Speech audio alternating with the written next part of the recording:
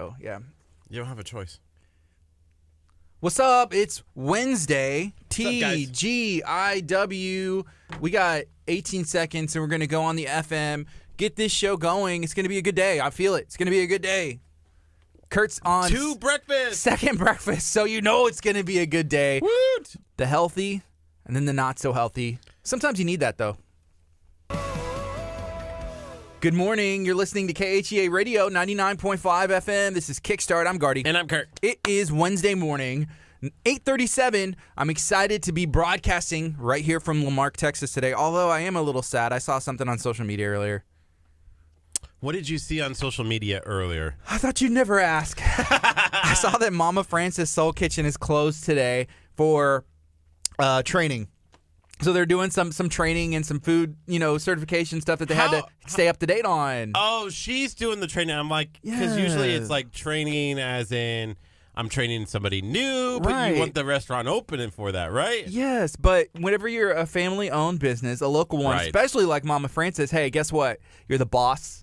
You are the workers, you are the maintenance, you're everything, and that's exactly what's taking place at that local Lamarck business. I think for Mama Francis, and we love Mama Francis Soul Kitchen here in Lamarck, the one thing that really is cool for me is they were voted number 40 in the entire state of Texas on Yelp. Yes. And there's literally 2 people who work at Mama Soul Francis.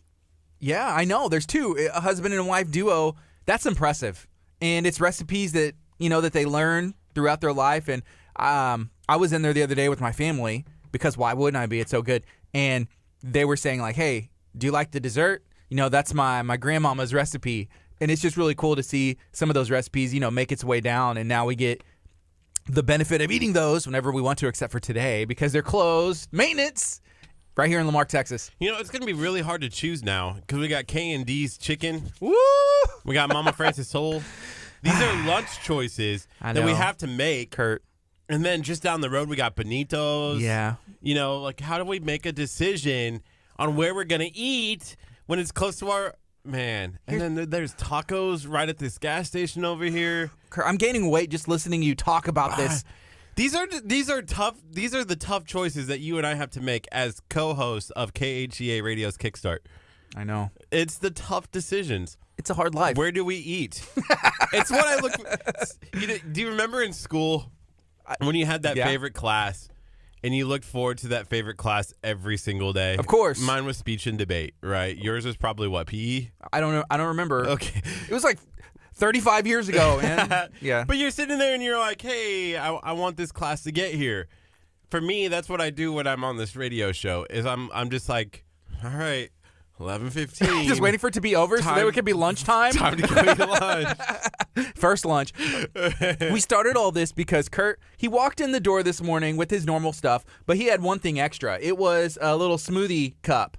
And you had a bunch of green stuff in there and pineapples, right? So it tasted good. Oh, it's delicious. Like a healthy breakfast. Dr. Chapa inspired you yesterday. You were talking about something quick and easy out the door. You put it on there, 30 seconds, you're done, right? Right. Easy. But, which is a step in the right direction. So I don't want to, chastise or be like, Kurt, what are you doing? But you also, on the other hand, had your regular, Krispy Kreme chocolate donuts in the little packaged wrapper, right? Yes. Okay, so at least you were trying something different, but I'm not sure if that's what Dr. Chapa meant whenever he was like, oh, add something to your diet. Well, I was going to hold off on eating the donuts if I got hungry again. Okay. But then you started the video on Instagram. So you're going to blame this on me. I had to open up the donuts to, to play along with everything. And then once they were open, the then smell you just had to eat them. I was like, they're here, they're gone. And then next thing I knew, I'm like, wow, there were 6 of those, and they're all in my mouth now. Yeah, and now all at once. it's in the trash. The wrapper, it's gone. No evidence, and your drink is gone, and all you have left is a Bang energy drink. So this is a sad morning. Both breakfasts are gone already, and it's only 8:40. Okay, what time is lunch? You got to pace yourself. That's the next thing you can look forward to, right? Right.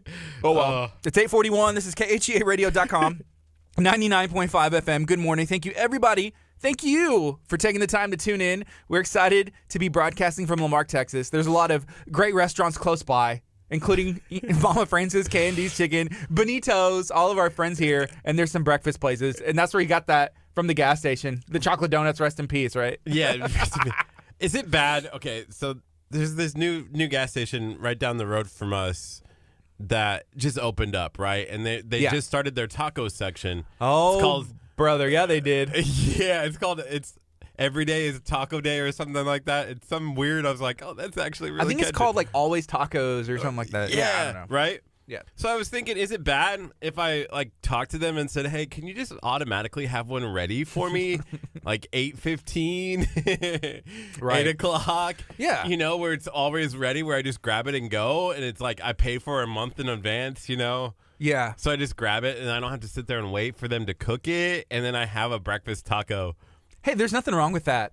Right? Yeah, but here's the thing, and I was mentioning this earlier. So in our Talk of Taco Facebook group, which if you're not a member of that, go join it right now. Please, I'm begging you, go do it. You're not going to regret it. There's a bunch of awesome content in there, and you can help us produce some of that content. Somebody posted a Bronco burrito in there, which we had one at the firefighter games on Friday. I'm getting hungry thinking about this already. Yeah, how are you hungry? You just had your giant smoothie and a whole pack of donuts. It's third breakfast. So Bronco burrito, those things are massive. It's like it's like two of these taco insane. cats combined, right? It's Yes. like this big. So you got a big old Bronco burrito. We were given a couple of Bronco burritos from the United Way. You know, they were out there and they brought us in. We were excited to support the firefighter game. So we had the United Way, and Chris and his team were out there, and they brought us these Bronco burritos from the food truck right down the street. So we ate them, I'm going to say probably about 10:30, right? I don't know if I ate. Well, okay, I'll tell you this. I definitely ate the rest of that day, but I wasn't hungry. I just ate because I'm like, oh, you know, it's dinner time. I'm supposed to eat. But a burrito that big is going to screw up your like eating schedule. Oh, we didn't eat until late that night, and then Right? we ate a whole bunch of feed. Maybe this is why I'm sick this week. Ooh, maybe so. It has eggs, chorizo, beans, cheese, bacon, and potatoes. Well, it's good stuff. So anyways, all of that to say, go join Talk of Taco. We also had a new segment drop with our good friend Paloma, who's actually, I think, supposed to be in studio later today, talking about the Moore Memorial Public Library. If you haven't seen Taco Ventures yet, Curt, how can somebody go see Taco Ventures? And then explain maybe what is it if they have no idea. Okay, so Taco Ventures is we're out looking for tacos at taquerias all throughout the Houston area. So we don't live in Houston.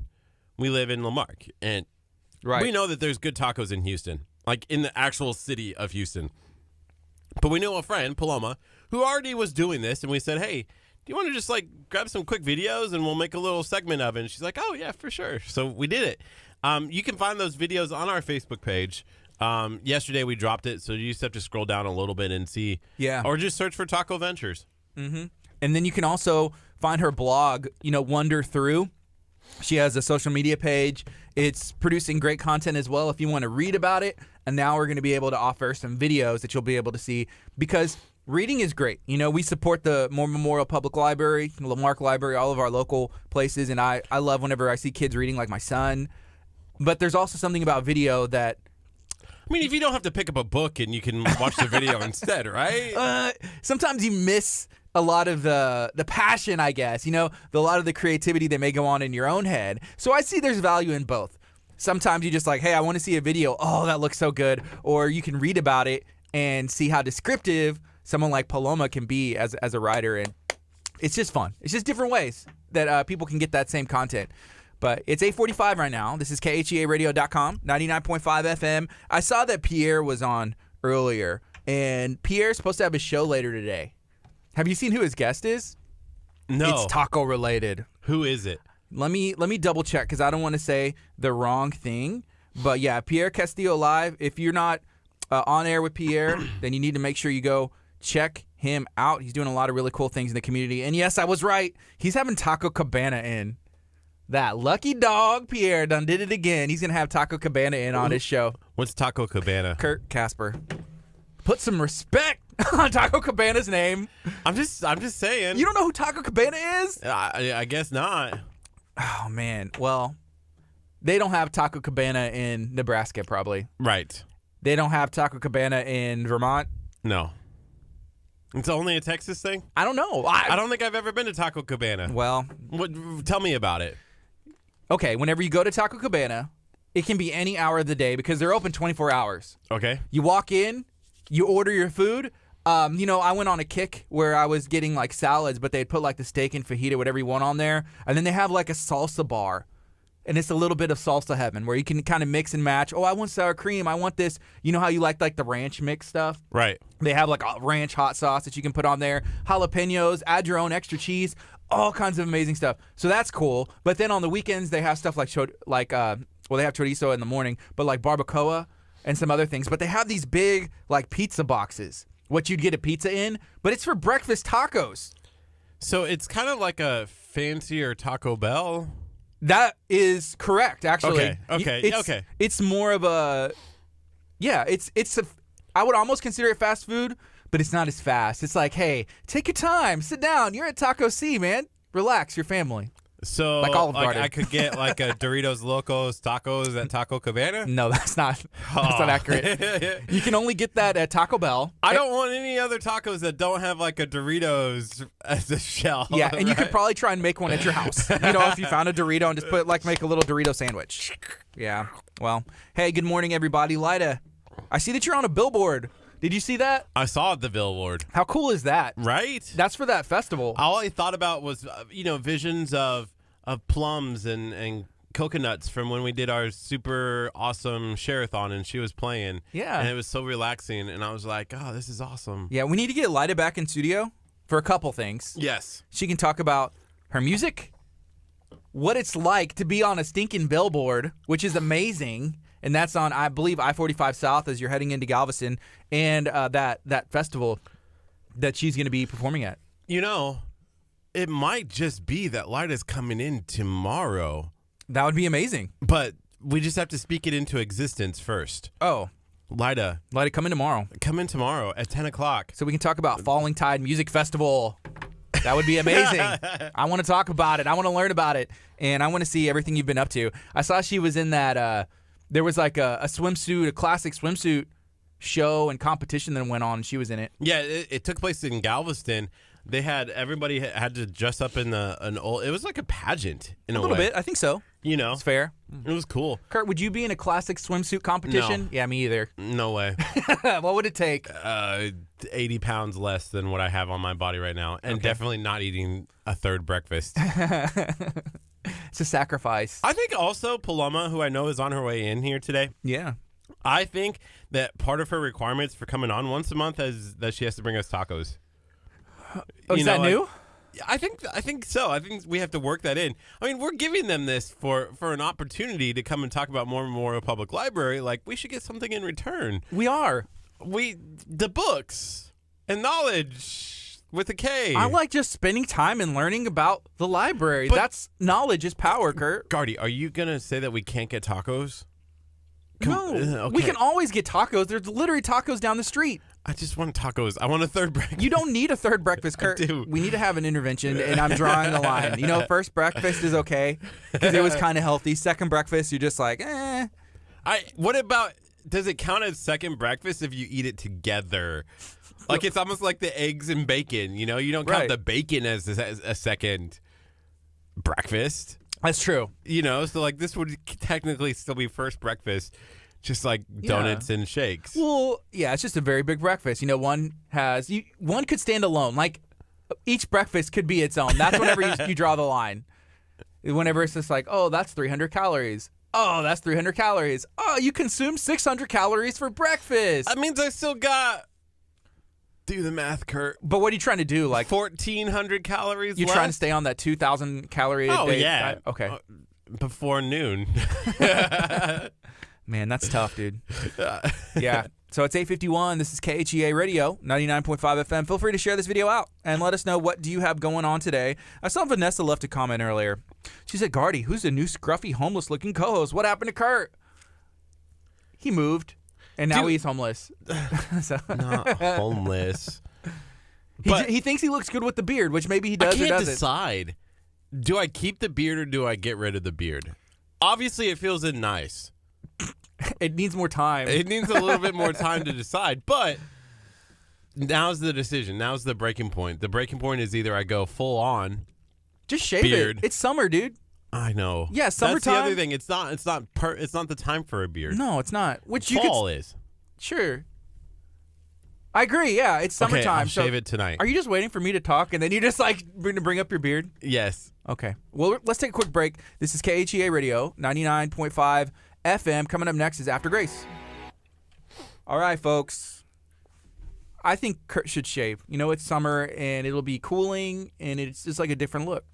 Yeah, that would be a decision. I probably will shave it tonight. It will probably have to go away tonight for sure. Why tonight for sure? I don't know. Because I want to get rid of it. You brought up a good point. Like, I've been actually thinking about getting rid of the beard, and I'm finally deciding today's the day. Okay, yeah. Because it's summer, right? Like, summer, you need no facial hair. You need to be out getting, using that classic swimsuit. Yes. I think it's good to have a summer look. Like, if you want to be in a little change, like it's a seasonal change, right? It's a good time to be like, oh, I'm either going to shave or maybe I'll dye my hair, get a new haircut, get a trim. It's like now's the time. Like if you're going to change your style, now is the time. Is now the time to do the bleach blonde highlights? Well, for you? Yes. No, Curt. I saw a meme this morning and it was Guy Fieri and it was the guy, Zac Efron. And it was actually, was it Lida who shared it? It was funny. It was maybe someone, I think it was Lida, but it was funny because Zac Efron had bleach blonde hair, and it was like, hey, you just have the exact same thing that Guy Fieri does, and it was kind of like, I think a thing poking like how silly that people look, and he's like, oh, but it's a fad, I guess. So there's that. We see Paloma's here. I guess we're gonna have her out there for a little bit, and we'll bring her in, talking about the Moore Memorial Public Library, which is in Texas City. I was really close to the library yesterday because I went to Taqueria in Texas City right off of Palmer. Yeah, can we talk about that a little bit? Yeah. You went without me. I did. You didn't even ask if I had eaten stuff. You had, I know for a fact. You literally stopped at the dollar store and you're like, I'm hungry. Are you hungry? And I was like, yeah, I'm kind of hungry, but I'm going to check with Jen. You're like, okay, well, I'm going to stop and get some lunch. So you went to the dollar store and you walked out with like Hostess cupcakes. You walked out with like cheese puffs. Cheese puffs. Right? Yes. A chicken pot pie. Okay. And what else? Candy. I don't even know. Just like it was $6, so there were 6 items. Yeah. Chicken pot pie. I'm glad 2 deals of Little Debbie's. The chicken pot pie at least has some nutritional content and value. I went in there looking for a sandwich. And walked out with the chicken pot pie and like nastiness. Oh, and I had those little cheese dips. Man. That was the best part. What's the cheese dip? You know the crackers? Yeah. That you can dip in the little Cheez-It stuff? Oh, I got some of those. Yeah. Take me back to my childhood, please. Those are so good. So what did you eat first? The dessert cheesecake that I had. You had a cheesecake too? I told you I had $6 worth. I don't know. Dude, I just saw the bag. I didn't ask. I didn't ask what was in there because, first of all, I was a little scared to ask, and I was ashamed for you. If you're gonna spend $6, you could have went and eaten at K&D's for like $3. Yeah, but that $6 is gonna last me for 4 meals because I'm gonna eat that same meal again today. The chicken pot pie? Chicken pot pie, I just split it into 4s. The chicken pot pie is gone, I assume, right? Yes. Chicken pot pie is gone, and so isn't that cheesecake. And the crackers. No. The crackers are still there. Okay, you didn't eat those. No, I still have the cheese puffs, I still have the Little Debbie cakes, and I still have the cheese dips. So that's 3 items. 3 items. Okay, so you could have eaten at K&D's for $3 and had a real meal, and then you could have still had your little Has anybody watching right now on our Facebook Live ever been just me to K&D's yet? Because it's good. Well, I've seen people that commented on the video that said, hey, I'm heading there right now. And then people since said, hey, it was really good. We need to send Joe Perez there to do a video on K&D's. Like, I know they're new, but that was the best chicken I've had in a long time. Is Joe coming in on Friday? Because I said, hey, we need to Texas Chronicles Friday. Or is it next Friday? Maybe next Friday. We don't have anything scheduled for next Friday. Hey, what's going on Memorial Day? That's Monday, right? Yes. I'm hoping we can have a barbecue show at your apartment. Do you have a grill? Is there a grill like on the the grounds? You know, there's not. No, there's not a grill on the grounds. no. Nobody in the whole complex has a grill. No, there's people who have grills. Oh, okay, then there is. We can just use theirs. We're going to steal somebody's grill? No, borrow. If they're not using it, it's there. We just like light it up real quick, and then we're like, there's one at Walmart that we could buy for like $40, and then we could have a KHEA grill, and we could go anywhere. You know, the idea of having a grill is great, but then you have to clean the grill. This is why I haven't bought one yet, because I saw one as I was walking through Walmart last night, and I was like, oh, I could do a grill. Right? But no, I'd probably burn down the apartment. Okay, here's the other option. We get one of our friends who owns a food truck to come park at your apartment complex, and then on Memorial Day we just do a show, and then we have them do the grilling. And we're like, hey, what's up? Here's 3BQ, here's Rolling Republic, here's Smokin' D's, or we have all of them. We have every barbecue food truck at your apartment complex, and then we have a block party. Do you think Glacier Court would get mad? Yes, because they're also not there on Memorial Day. Well, then they won't know. What's the issue? We'll just do it without them. Yeah, they don't. I mean, it will be unofficial, kind of like the Jeep event. Yes. Hey, by the way, I was going to bring up the 31st for two reasons. Okay. One, I met somebody yesterday who teaches dance classes at the College of the Mainland, like 50 plus. You know, dance classes. So if you're over the age of 50, you can go take dance classes at the College of the Mainland. What if you're under the age of 50? Can you still take the classes? I don't think so. It's like a 50 plus okay, that's cool. dance class, right? Sure. So I'm trying to get him to come into studio to teach us how to dance. Does he know how old we are? No. I saw an ad for the College of the Mainland teaching dance classes, but I think it was for kids, or was that the one that I saw? Maybe that was the one that you saw, but he teaches dance classes at the College of the Mainland. Awesome. So he teaches Monday through Thursday. So Friday's the only day. So can I schedule him for the 31st and he come in and teach us how to dance? I don't want to learn how to dance. I do.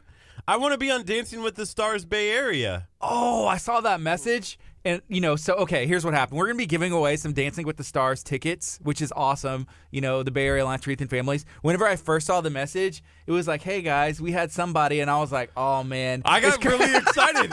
I know. Here's the plan. I thought, and I'm sure you thought the same thing. I thought, oh, man. They're asking Curt. Yeah, Kurt's about to be a Dancing with the Star, and I was like, oh, this will be fun, funny, and it's going to make his life, right? Right. But that's not what it was. I read the message, and I was like, well, no, we still get to give away tickets. You're like, no. But I'm trying my best not to give this away. Okay. But then don't do it. I want to take the dance lessons because on the same night that they're doing Bay Area Dancing with the Stars, I want to have my own event and be like, they didn't want me. They were too scared to have me. So we're going to have our own Dancing with Curt. Wow. Is it just you doing like a dancing solo? Yes. Okay. And they're like, man, he's got it.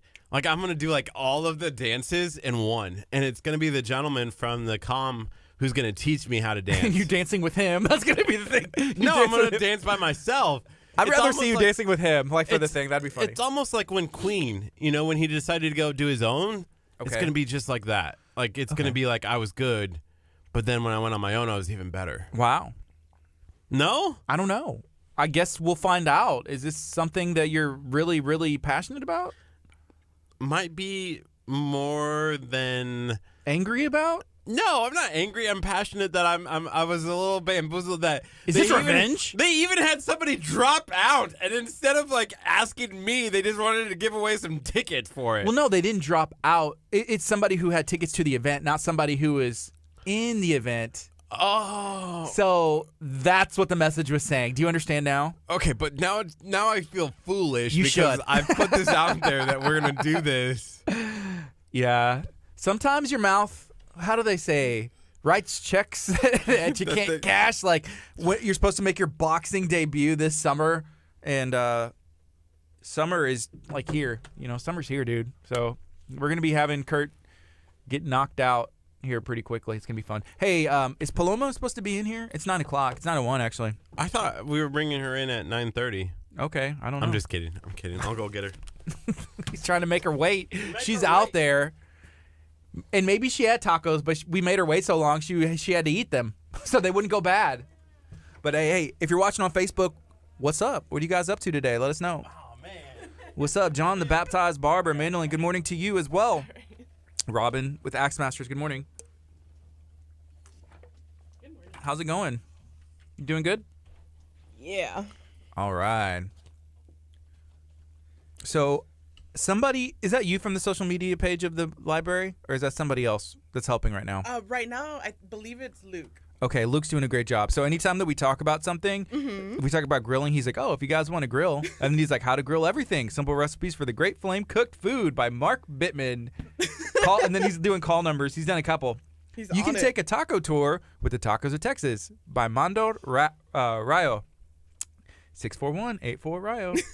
Want smoothies? 641 are all of our cookbooks. Okay, wow. And then super smoothies. 61 recipes and 12 detox plans by Fern Green. Call number. So Luke, man, you're the man. That's what's up. Dang, Abel said make her wait. We're talking over here. No. Don't listen to him. No. So, you've been doing good? Yeah, I'm doing great. Awesome. How about you guys? Doing pretty good. Started out kind of rough with the day. Uh-oh. And I don't know why. And it shouldn't upset me. But whenever Curt brings in 2 breakfasts, I don't know why. It just gets under my skin. It shouldn't. I need a book that, like, how not to be annoyed by a coworker. Is there a book out there for that, Luke? Yes. There should be. He's going to be on it right now. Man. And that shouldn't bug me, should it? I just have issues, I think. But it's not necessarily just the fact that he did that. It's little things just like that happen as long as I've known him. And So when you say he brings in 2 breakfasts for him? Yes. Oh. Yeah, he's like, first breakfast, second breakfast. And then he's like mad. He's like, I hope she brought tacos. Talk about you. And I'm like, what do you mean you hope she brought tacos? You don't need any. He's like, yeah, I do. Like, But it'd be breakfast. cooler if she did. Yeah, that's what he's thinking. I don't know. Yeah, so he brought like a healthy breakfast, and he was like, I just knew I wouldn't be full. And so he had like a smoothie, like a green smoothie, and then he brought in like a package of donuts, which is his normal breakfast. Okay, well, that's...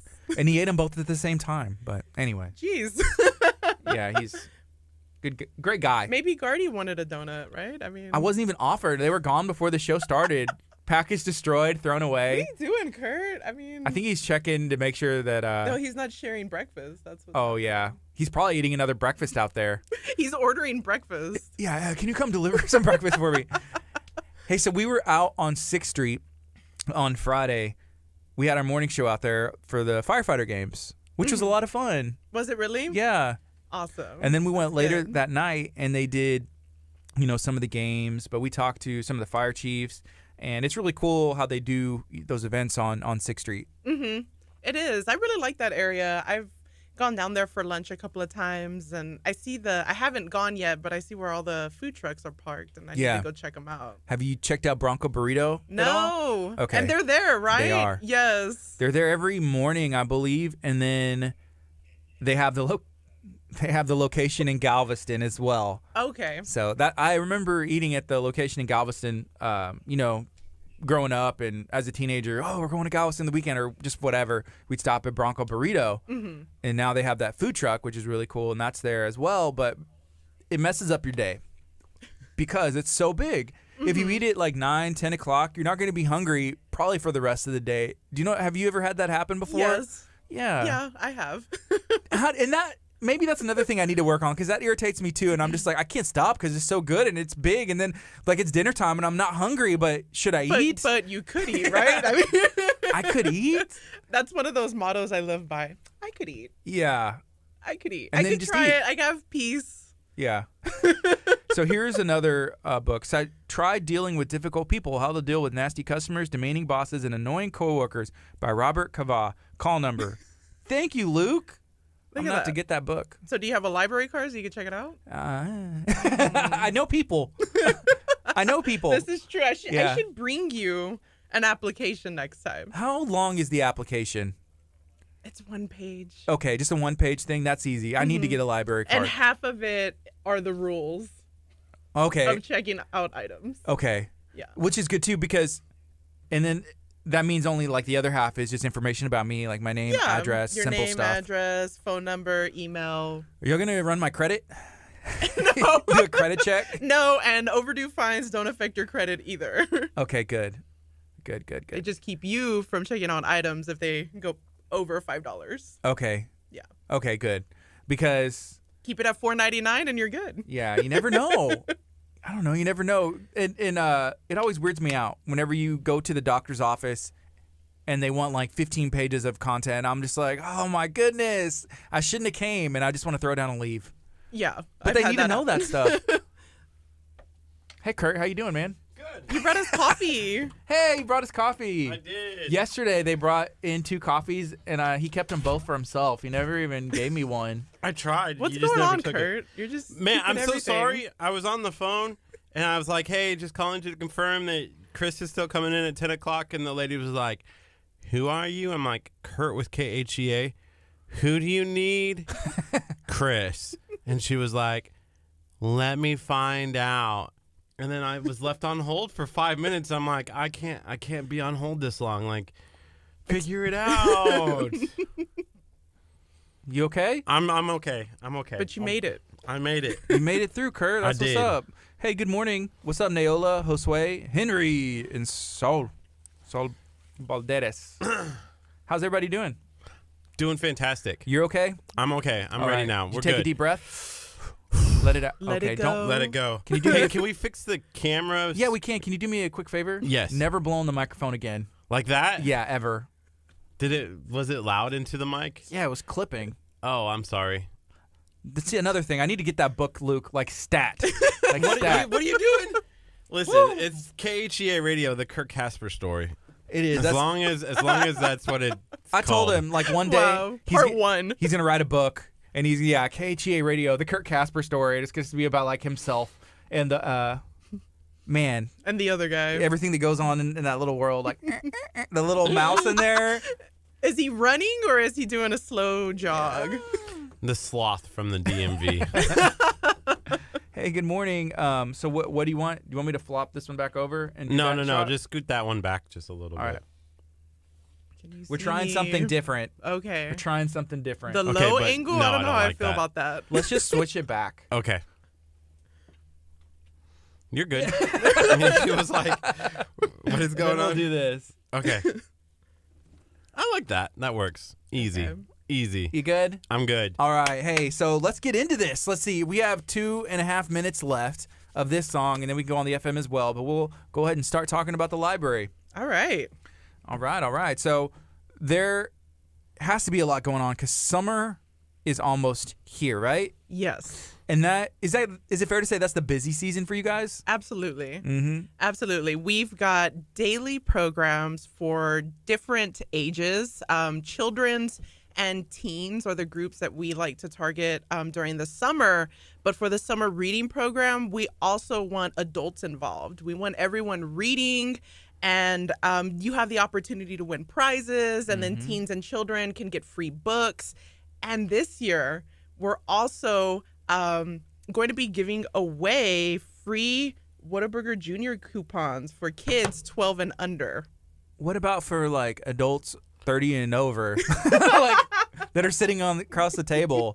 You can watch your little one Oh, okay. munch on a Whataburger Jr. I do have 2 So kids. these are going to be bookmarks in the children's books that kids will be pulling out of the prize box when they turn in their completed reading logs. Awesome. So kids 12 and under are reading 30 books or 5 hours Okay. in their reading logs. So whatever happens first. Why is it so important for kids to read, especially over summer? They just got through with school, and have they already done too much? You got to keep that brain moving, right? Okay. You have to put those skills into practice. You Yeah. don't want to lose them. That's true. You don't want to lose them. I guess it's like with the gym, and your brain I think it's fat, but not necessarily a muscle. But you have to use it like a muscle, right? Did you Exercise. just call Yeah. me fat? I didn't call you. Don't be so No. sensitive, Kurt. Oh, okay.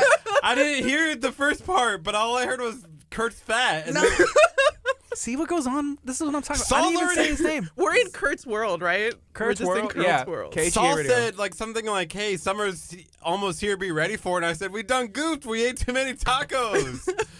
Yeah. We can't have summer here yet. Now it's the summer of tacos. Oh. We may have to brand it as the summer of tacos. 'Cause Let it's the too people late. know.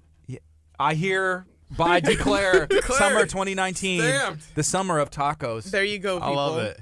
Bong. Bong. There's like a dong. Yeah, summer tacos, because that's just what you get. So we got 10 seconds. We're going to go on the FM. We're talking to Paloma from the Moore Memorial Public Library. And I just have some more questions. Like, why is it so important to get these kids to stay reading? Good morning. You're listening to KHEA Radio, 99.5 FM. This is Kickstart. I'm Gardy. And I'm Curt. It is 9:12, and we are excited to have Paloma Lenz in studio, where we're going to be talking about the Moore Memorial Public Library. Paloma, how you doing this morning? I'm doing great. How's everyone else doing? Doing good. So if somebody's never heard or been to the Moore Memorial Public Library, where's it at? We are at 1701 9th Avenue North in Texas City, nestled between City Hall and Texas City High School. Okay. I've been a lot of times. You know, I grew up in this area, and we would even go on field trips to the library, which was a blast, because we'd go to CC's, which used to be a little bit closer to the library. Okay. And one of the things that I remember was awesome librarians, and then picking books for like a project that we had to do. Mm-hmm. So that's just one of the main memories that I have. Okay. But I guess you guys are still very helpful. So like if a kid came in, hey, I want help with the project, that's something y'all offer, right? Oh, absolutely. They come in throughout the school year with specific projects, people they're looking for, subjects they're looking for. And so we always make sure to ask them, is this for a school project? Yeah. What grade are you in? So that way we can match them with the appropriate materials. Okay. Because we'll have stuff in oceanography, in adult nonfiction, but it might be too dense, too text heavy. And we have a lot of great reference materials in our juvenile nonfiction. That's great even for introductions for adults. Okay. Juvenile nonfiction, what age is that supposed to be for, though? Well, juveniles, I guess that would be anyone under the age of 18. Okay. Mm-hmm. But it's targeting mostly middle school.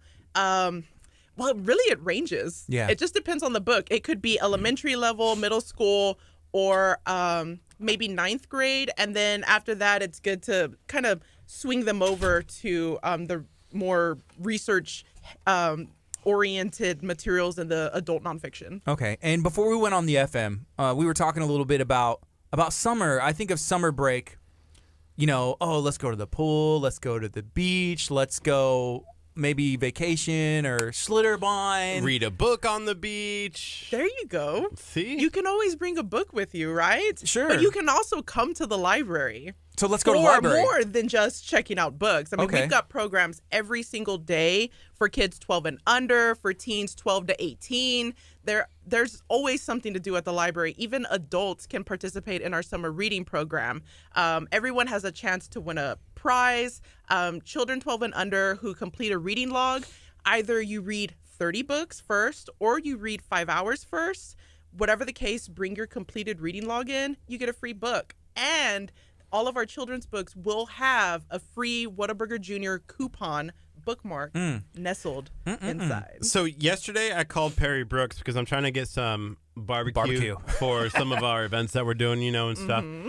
And it went to his voicemail, and it goes, I have a passion for barbecue. And I was like, oh, that's so cool, you know, like to be in the voicemail. So when I left him a message, I'm like, this is Curt with KHEA Radio. I have a passion for radio.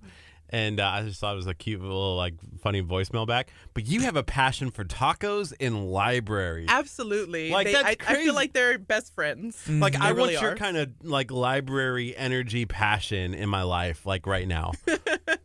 Come to the library. There's a whole staff of us who are passionate about what we do, helping the community, finding the information that you need, assisting you on the computer, matching you with your research needs. I mean, we're all for it. Yeah. Interesting. Like, is that very important if you're going to be a librarian to have that passion and energy? I think so, especially in a public library, because you have people from all different walks of life. They might not use the computer every day, haven't used the computer in years. They don't know how to use our library catalog that's online. to get a book, and they might not even feel comfortable asking for help. Yeah. So being open, being friendly, not being afraid to go up to people and introduce yourself and ask them if they need help. That's definitely something that's very important for public librarians. Okay, so when do the summer programs start? And I guess what starts first? All right. So on Monday, June 3rd, you will be able to come into the library and pick up your summer reading logs. You can pick them up at the reference desk or in the children's department, depending on your age. And then the programs start from there. On Tuesday, June 4th at 2 p.m., we'll have the Houston Museum of Natural Science coming in for all things astronomy. So if you've got a little Galileo or a Copernicus who's interested in looking at the stars, bring them in and have them bring all of their burning questions. You heard us talking about Queen earlier. That's why you brought that up, huh? He was the first one that came to mind when I thought of astronomy. And then Tuesday morning at 10 a.m., we'll have Toddlerific Story Time, and that's ongoing through the end of the summer. Okay. So for them, would you keep a reading log? Like if you read to the toddler, or if they were at the reading time, you can log that? Absolutely. If you're reading to your toddler, if they're listening to you, engaged, listening to an audiobook, even if you're listening to an audiobook, we consider that reading. Wow. So what if they're not engaged? Then you technically can't count it? Well, you would hope that they're listening to you if you're reading to them. What are they doing? Running around. Running around? Yeah, then pause. My daughter, she'll listen to me read to her, maybe, if it's on her time, or she'll read this book. I'm like, okay, cool. We'll read the book. And then when she's done, she's done. I'm like, well, come back. Let's finish, or let's read this next book. And she's like, nope, I'm going to go play with my ice cream set, Well, we have a lot of books that are pop-out books in the children's department and board books that let kids interact while they're reading along or you're reading to them. Yeah. Too. So that might be good for a child who's kind of like, I want to do stuff with my hands while you read. Those were the best books as a kid. I remember opening it and it was like, and the whole scene would pop up and then you close the book. I remember having Ninja Turtle ones of those because Ninja Turtles, well, they still are awesome, but that was one of my favorite things as a kid. So you turn it and a whole scene popped up and then you close it. Do you remember pop-up books? I love pop-up books. The books that I really, really enjoyed as a young kid were the ones where it was at the bottom of the page, it told you what page to go to next. You got to choose. You made the decision? Oh, yeah. Yes, we have some of those. We have those for kids and for adults. It's interactive. Build your own novel and make your own ending. Yeah. Those are pretty cool. What are those called? I can't think of the specific term for those. Netflix came out with a TV show where you had the choice of doing that. Really? It was. It was one of those. I can't bring up the name of because it's not appropriate, but you could click in and it would Kurt, tell you why which are way you to go. watching inappropriate stuff on Netflix? Can you please stop doing that? Because it was one of those things that it was cool to be like, this is the first one to do it, and I just wanted to walk through it. It was interesting to me. Well, that's a neat idea. Maybe they should make an appropriate one because I would like to do that as well because those books were awesome. It's like, do you want to go through the door? Do I want to go through the door? And it's just like, oh, no, I don't. Turn around. Go to page 40. I wonder how hard it is to write one of those. I get mad at those because... Is that one mine? Yes. Are you drinking out of it? No. Okay. I just heard you slurping over there. Thank you. I get mad because it doesn't go the way that I want it to go. You think that you make the right decisions... So would you then go back and see what could have happened? Sometimes, but it's really hard because you're just like, this is what I want the outcome to be, and that's not what the outcome becomes. That's life, though, sometimes. Right? Yes, but my decision-making is pretty good. Why are you laughing? I'm sorry. I'm not laughing. I'm smiling. I'm listening. I'm engaged. Yeah. Yes, she is. So we're talking to Paloma from the Moore Memorial Public Library. It looks like June 3rd is the date. Pick up your reading logs, and then after that, you file in, and you can, figure out what works best for you, right? Mm-hmm. Okay. Yeah, and so for teens ages 12 to 18, for the first 10 hours they read on their reading log, they can come in and pick a free young adult book from our prize book cart. And then for each additional 10 hours they read, they get an entry into a grand prize drawing. That's cool. Kurt, You know, if you see a comment on there and you want to bring it up, dude, you I can. just thought it was interesting, the pre-literacy fun tip. Did you read that one? Read it. It says, when your kiddo isn't paying attention, just finish the book anyway. It helps them tie narrative story to text words and build skills. That's really cool. Awesome. Those tips are the things that I guess parents and just people in general need to know, because it's like, okay, they stopped paying attention. What do I do? Yeah, You know? and if you're able to, I know not all new parents for young children are able to, but if you can come into our story times for toddlers 1 to 3 or preschoolers 3 to 5, our children's librarian, the way that she designs the story times are meant to engage and then also to help you kind of redirect attention and learn how and what material appeals to different ages. Yeah. So she is full of knowledge and tips. Okay. Do y'all have any kind of activities or games, like game nights coming up for any of the ages? For teens? For anybody. So we have teen programs lined up every Thursday in the summer, except for 4th of July. Okay. And there will be escape rooms. Ooh, yeah. Yes. So I love escape that's rooms. exciting. I've been watching Megan, our teen librarian, prepare for these escape rooms. I mean, she's got props and hints and tips, and the kids are really gonna have to work together. And it's like a real life game, but I mean, it's a program. It's really neat. That's cool. I know there is some construction scheduled to come up. Are y'all like closer to finding a solution? Like, hey, where are we going to move the books? Where are we going to put the books? Or is that still, being decided or kept under wraps? So we're having a really fun and busy summer planned for our patrons, and then we will be closing in August for the renovation, and we will be moving the staff and all of our materials off-site, so that way the contractors can come in and they don't have to shift books and shelves around as they work their way. Just get everything out of the way and renovate. Do y'all need us to make a bid? I feel like Curt would be like, I'll do it for $300. Well, with KHEA, we do roofing. We don't. We don't. But that's what we've been telling. Anytime I didn't even see have to somebody, ask. anytime I see something like in a talk group where it says looking for blah blah blah blah blah, Pet sitter, groomer. Like, I've been putting like at KHEA, we can try. We can try. so if you need a contractor, We can try. the bid will be the lowest. I well, can I'm sure guarantee the that. bid is out on the city's website. So Okay, we'll have to go find that. Texas City, call us. Texas City, call us. Yeah, we can just move them to 6th Street. I feel like there's room out there. See, this is what I've learned. Because I was at a school board meeting Monday night at Santa Fe, and they were talking about I guess they're going to do all of their cement parking lots. They're going to redo them all and whatnot, and it was like $1.6 million project, right? I'm like, yeah, we had like 5 bids. One came in at like 2.4 million. One came in at 2.2, and another came in at. And then one came in at 1.6. And so we're going to do the one at 1.6 mil. And I'm like, those guys goofed. They would have just said like 1.4, 1.1. Like, the cheaper you do it, we would do it for free. So let's give us this bid. Heard me like $200. $200. We got this renovation. Like, it takes a lot of work. Like, think of all the manpower, the tools you need to rent. It's a lot of money. Right. Yes. Yeah. And we don't know. Like, they're experts. Let them. And let they've them got to figure make it out. everything fit too in a specific amount of square footage. Hey, Luke said, I mean, how hard could open heart surgery be? KHEA can try. You can save money. $200. This is our campaign. If y'all have a book at the Memorial Public Library, we'll skim it. Surgery. Watch a YouTube video.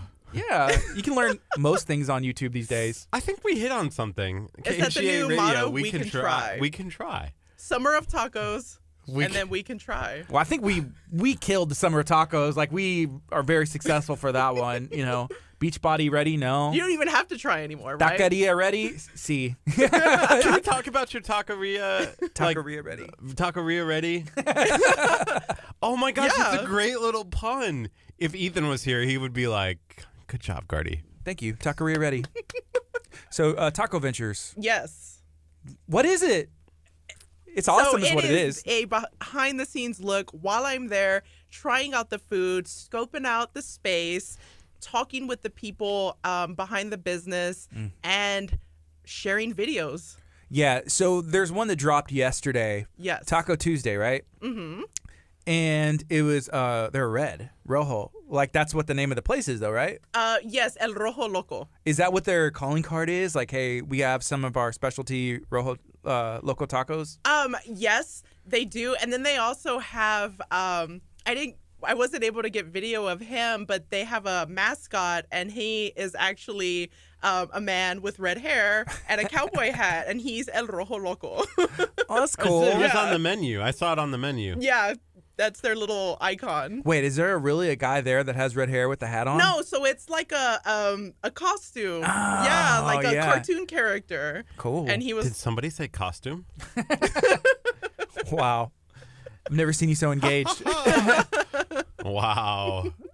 Yeah, so their tacos rojos are one of their. I mean, when I walked in and we were waiting for a table, because as you saw on the video, if you watched it, the place was packed. There was nowhere to sit down. It's a small little restaurant, so we waited for a table. But as I was looking around, every table had a plate of those tacos rojos, so I knew for sure I was getting those. That's what you get. Yes. So look, Taqueria and Construction, new venture, lowest price tacos and construction. That's a comment. Thank you, Karen. That's a great idea. It's great. Tacos and construction. It's the summer of tacos and construction. I feel like people who are on construction sites, that's what they eat. Yeah. Tacos, right? Like they whip out, like even if it's a you Taco can walk John. and eat them on the move. It's easy. It And they're is. delicious. You know the best kind of tacos, and we've never talked about this, are walking tacos. What's a walking taco? A walking taco is one that like you get a Doritos little bag, and then you put like meat and cheese and lettuce inside of it, and then you can walk around and eat out of the chip bag. Okay. So are your chips still in there? Yes. So Okay, like so the you get the Doritos. crunch. Yes. So this It's is just- something y'all probably, I feel like you have mentioned this before. We've had this in Nebraska. This Yeah. is what we do on 4th of July. You go in and get a walking taco, which is freaking awesome. So you get a Dorito bag and you just put meat and cheese in there and mix it up. So it's a Yeah. Doritos Locos taco in a bag. in a bag. It's great. Which I'm not ashamed. I'll eat a Doritos Locos taco. I'll so try that's it. fine. Yeah. It's so good. You can mean, have you like eat Fritos if you Frito wanted pie out of a bag, so why not tacos? And they missed out on calling it a Waco. a Waco. Yeah. Oh. I like walking taco because it's kind of like walkie-talkie. But if you put Oaxaca cheese in there, then you're like a Waco. Then you just eat it, and you got the white cheese in there. Which our friend Justin Gambino, he was in Oaxaca, Mexico, and he had posted some pictures in our Taco Taco Facebook group, and it looked so good. And they had the Oaxaca cheese, and I'm just like, oh, it's nice. There you the go. white cheese on there, it's fun. Tacos are great. Hey Luke, can we find any books on maybe some taco recipes or taco love? That'd be great. We're talking to Paloma from the Moore Memorial Public Library. I feel like the next like taco venture is going to be what? Like, because it could be fun to have a tie into the library. I just want to be in the background of the video, like you're shooting at a taqueria and just like me eating a taco in the background. Just passing by. Yeah, just walking by like. Like, where's Gardy? Where's Waldo? Or you could yell out, "This place is great." So Yeah. where is the next stop for taco ventures? I was thinking about that. There is a place. I know it's Taco Ventures, but I know of this place that has really good pupusas. Yeah. So I was thinking of maybe going there. They're called Taqueria Montecristo, and they're in Houston as well. Okay. But I do want to make my way down south into Galveston County and find I some like good spots. that it's in Houston because I don't know any. Like when you said this place, it's like, what's this place? And now I know about it. Now I want to go and visit it next time I'm in Houston. And it's so, actually not far from downtown either. So if you find yourself anywhere nearby, you can just hop on 59 and for a 5-minute drive and you're there. Nice. that's the nice thing about Houston is there's so many taquerias. Absolutely. Like there's Taqueria El Acon over here. I said that wrong. I don't know what he I said. messed that up. Alacran? I don't know. Yeah, Scorpion. Yes, Scorpion. Alacran. Alacran. Where's that over one? here in Alvin. Alvin, okay. It's right on Highway 6. I stopped there that one day. You can literally sit. There's a picnic table outside right next. It's like a little taco truck, and it's so cool to see that. That's like Taqueria El Tequito over there in Bay Cliff. where they had the picnic tables outside. I passed by El Yeah. Taquito the other day, and a librarian and I, the local history librarian, Teresa, we went on a site visit for a patron who reached out to us and said they had some historical materials that they wanted to donate, and they were in Bay Cliff, and I saw El Taquito. Yeah, good people. They're actually our guest next Wednesday. Awesome. At 10 o'clock. Yeah. I'm super excited. I hope they bring tacos. Why couldn't it have been this Wednesday? Because we didn't map that out in time. It would have been a good idea. You know, we are bringing fishing lights in after this, so maybe you might get some fishing lights. You know what? Some consolation there. It's not tacos, but Yeah. Okay. Hey. Well, they're about to start posting our scheduled guest in the Texas City Post. Because we were out there for 6th Street, and so we talked to them, like, oh, that'd be cool. You know, so we're going to start emailing them some of our guests. So if people are interested, they can be like, hey, what's coming up? Oh, Paloma's going to be in next Wednesday. And then you can be like, hey, I saw that y'all have El Taquito in, and can y'all, like, move that around? And we probably could. For you, of course. I like that idea. And you can also find the library's programs in the post as well. Nice. Yes. That is cool. They like to do little write-ups about things going on at the library, which we greatly appreciate. Yeah, for sure. There's a lot of cool stuff going on in Texas City, and every day I feel like we learn or meet somebody else new who has something really amazing going on. And this is something that we haven't talked about, maybe even on the air, but it's taco related. Have you ever heard of a taco cook-off, like a barbecue cook-off? Be careful. People are going to steal this idea. A taco cook-off? Yes. No. That's all I'm going to say then. Okay. People can't steal this idea. I feel like You can't steal this idea. It's trademarked. KHEA radio. Actually, you can totally take ideas. 93250. Well, how can we prevent people from taking our idea? You don't tell anyone. Oh, I goofed up. Well, we had mentioned it before. So we had the firefighter games in a week before, and we asked them that question because they were having a cook-off. And we had the opportunity to judge fajitas and chicken wings on Friday night, which is a lot of fun. So good. I still have some leftovers. Cheese? Oh, yeah, I stole the cheese. Can I just say before you move forward that librarians love tacos, so we would love to judge tacos as well. How about if you had a cooking team? The librarian team, the Memorial Public Library team. We could totally do that. Okay, so our plan is I'm just gonna release this because you know what? If you steal this idea, we're gonna cry. We're gonna cry, and you don't want to hurt our You're hearts. gonna crash it, right? And We're here. You know what? What's up? We have 7,000 likes on Facebook that we'll just blast this in front of everybody and say that you stole our idea. So, anyways, I'm just gonna delete our Facebook. Like we're done. Be like, you know what? If that's how it's gonna be, we're if done. you're gonna steal our idea, we're gone. So we're working with hopefully the United Way, and we're gonna do a taco cook-off on 6th Street in Texas City this fall. Wow. And we're hoping our plan is to open it up to anybody. So we're gonna shut down the streets. You'll set up a tent, you'll cook or whatever you want to do, and then we'll have judges come through. We haven't talked about how we're gonna get the public involved yet, but we really want the public to come out and see the event and be a part of the event. But our hope is... I mean, do you want the public eating tacos? But the problem, if we're going to serve the public well, let's tacos, not tell our problem, because then if somebody has our taco idea and takes it and they solve it and they do it, it'll be better than ours. Okay. But we have some issues we're still working out. Yes. Absolutely, It's right? in the process, and we don't have a date yet set, but it's going to be fall It's 2019. But I also, like it. our hope is that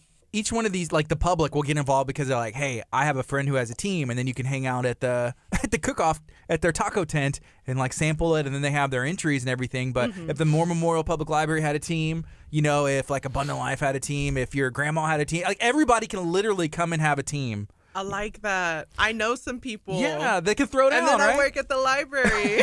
Robin's already stealing our idea. Look at that. She says, okay, guys, I'd be glad to help. Wink, wink. I'm stealing this idea. No, like Axe Masters could be involved. Like all of our The friends could Axe be involved. Masters team. But think about the categories. Like what categories would you need? Like if you had like 3 or 4.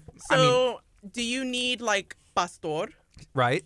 We were thinking Fish? Okay. yeah, we said Maybe. seafood.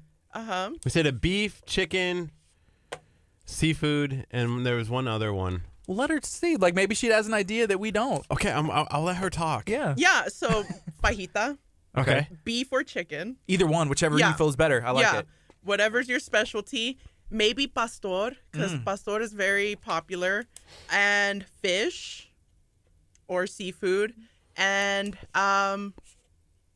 what else would be good? Should there be like a vegetarian or vegan Oh, that might be interesting. category? Something besides meat, anything. I'm sure vegans and vegetarians like tacos.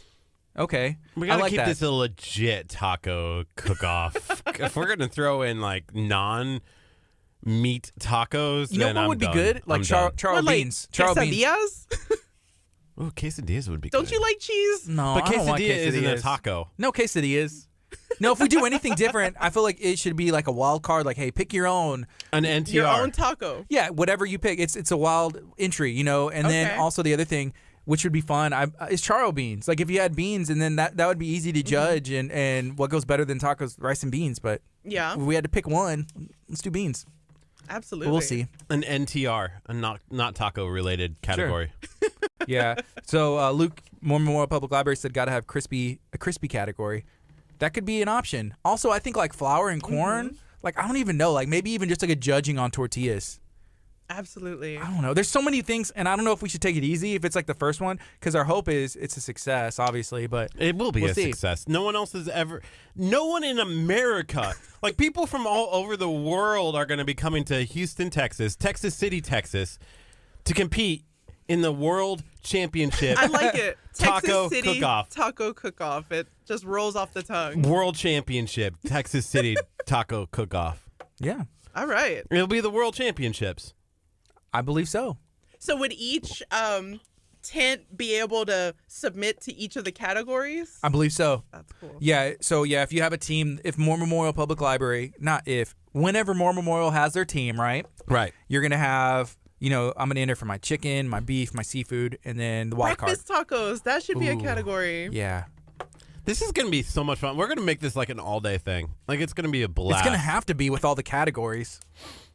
Yeah, Maybe can you like imagine? an all week thing actually. And imagine doing the judging. So We have to how have a many lot. judges are we going to have? I don't know. These are things that we need to talk with people like Chris from the United Way, because Yes. he's done cook-offs for years. We need to talk to people who have put these things on. Robin, she's a logistics master. That's what she said. So she makes things happen, and with her job and her career and everything, this is the kind of stuff that she does. So we need to like pull on people that are experienced in it or know how to make things work. Because there's going to be like 300 entries, right, for each category. Wow. I'm guessing there's going to be 300 teams. Well, you would limit. 300,000, Kurt. Let's be Right? realistic. No So, limits. do you know how, okay, so think about it. Going all the way. There was 10 entries for the fajitas, right? There was 11 because there was that last minute one. I was like, there's only 10, and then Fetus came in. Okay. Number 11, right?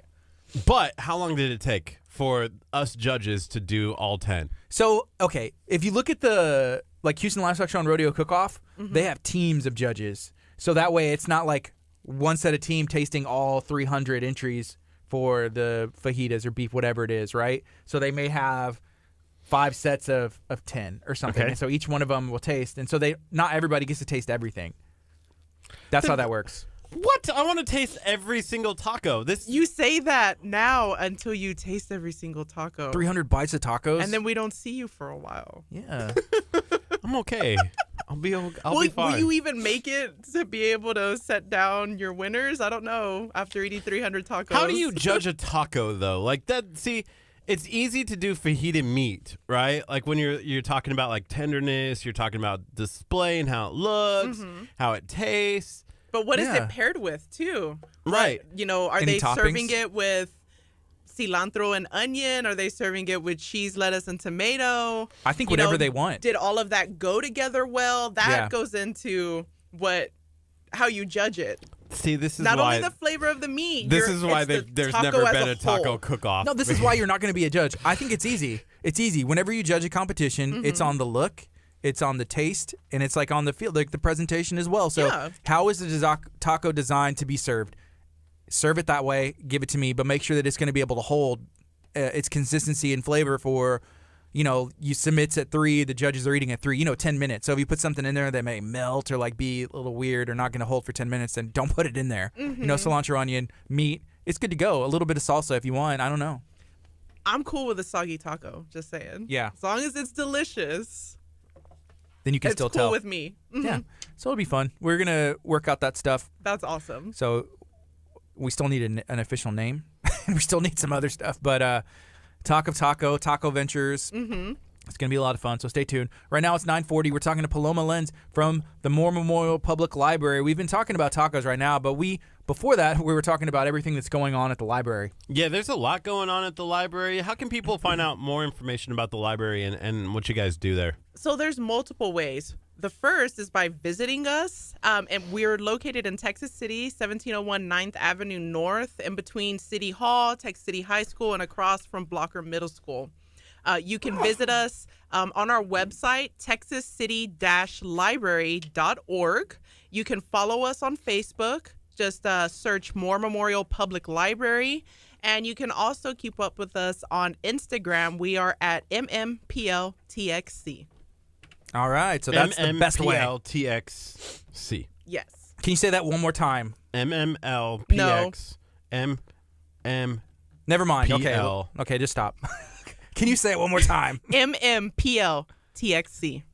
Okay. Moore Memorial Public Library, Texas City. There you go. I like Library Public. All right. No, never mind. She's like, no, that's a bad idea. That doesn't work. Dang. So, yeah, summer is the time. Can you tell people one more time? Why should you get your kids to the library? Is it important for them to keep reading? But why? They just got done with school. What did they learn? Right? And you're putting it into practice. If you don't practice, will you get better? Will you improve? Will you maintain your skills? We want kids to come to the library. And it's not only to read, it's to engage with other kids. It's to explore new ideas. And you can do all of that at the library. Okay. And that keeps them curious about their world. Mm-hmm. And there's reading lists, like suggested reading lists or mandatory reading lists for some of these kids that are going to be going to the next grade, right? Yes, and we have those by grade level. There's like a Blue Bonnet reading list, award winners.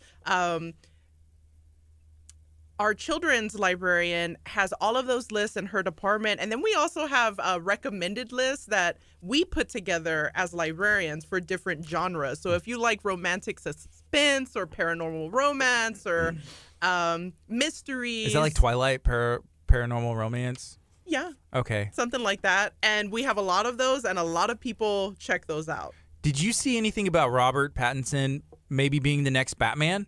No, I didn't. Yeah, I think Really? there was a couple articles that came out, but then it was never fully confirmed. But I guess he was like in the running or is in the running, so it'd be interesting. I think he'd do a good job. Yeah. He's a cool guy. Yeah. I haven't seen him in a while. But What's he been doing? I know. Yeah.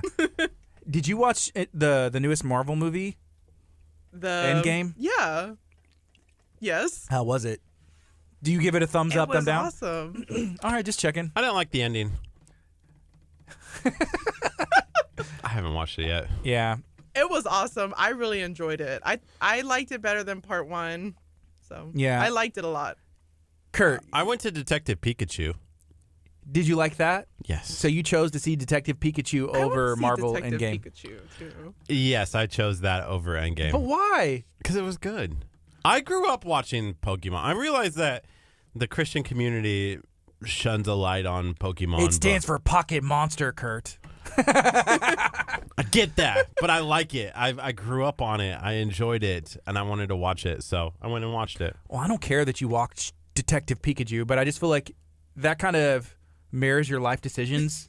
Like you go, okay, Marvel Endgame, Detective Pikachu. You're like, oh yeah, Detective Pikachu. That seems it's just a bad decision. No, it was a good decision because I didn't have 3 hours to have to sit down and watch a movie. And then you wonder why you read those books and it's like, oh, are you gonna watch Detective Pikachu or Marvel Endgame? I'm gonna watch Detective Pikachu. It's like, oh. So as opposed to the first part of the last Avengers movie, that one felt really long to me. Mm-hmm. It felt like over 3 hours to me. Yeah. Endgame did not. Right. Endgame did not. I really enjoyed it. Yeah. It was Captain good stuff. Marvel too. How did you not see any spoilers? Have you seen spoilers for it? For Endgame? Yeah. Okay, so Don't say any confession spoilers. time. Okay. Confession time. I'm not a really big like Avengers like Endgame kind of Superhero. person. He doesn't like That's cool. superhero movies. I loved Captain Marvel. I thought it was great. See what I did there? Captain Marvel. Captain Marvel. I love Captain Marvel. I thought it was a great movie.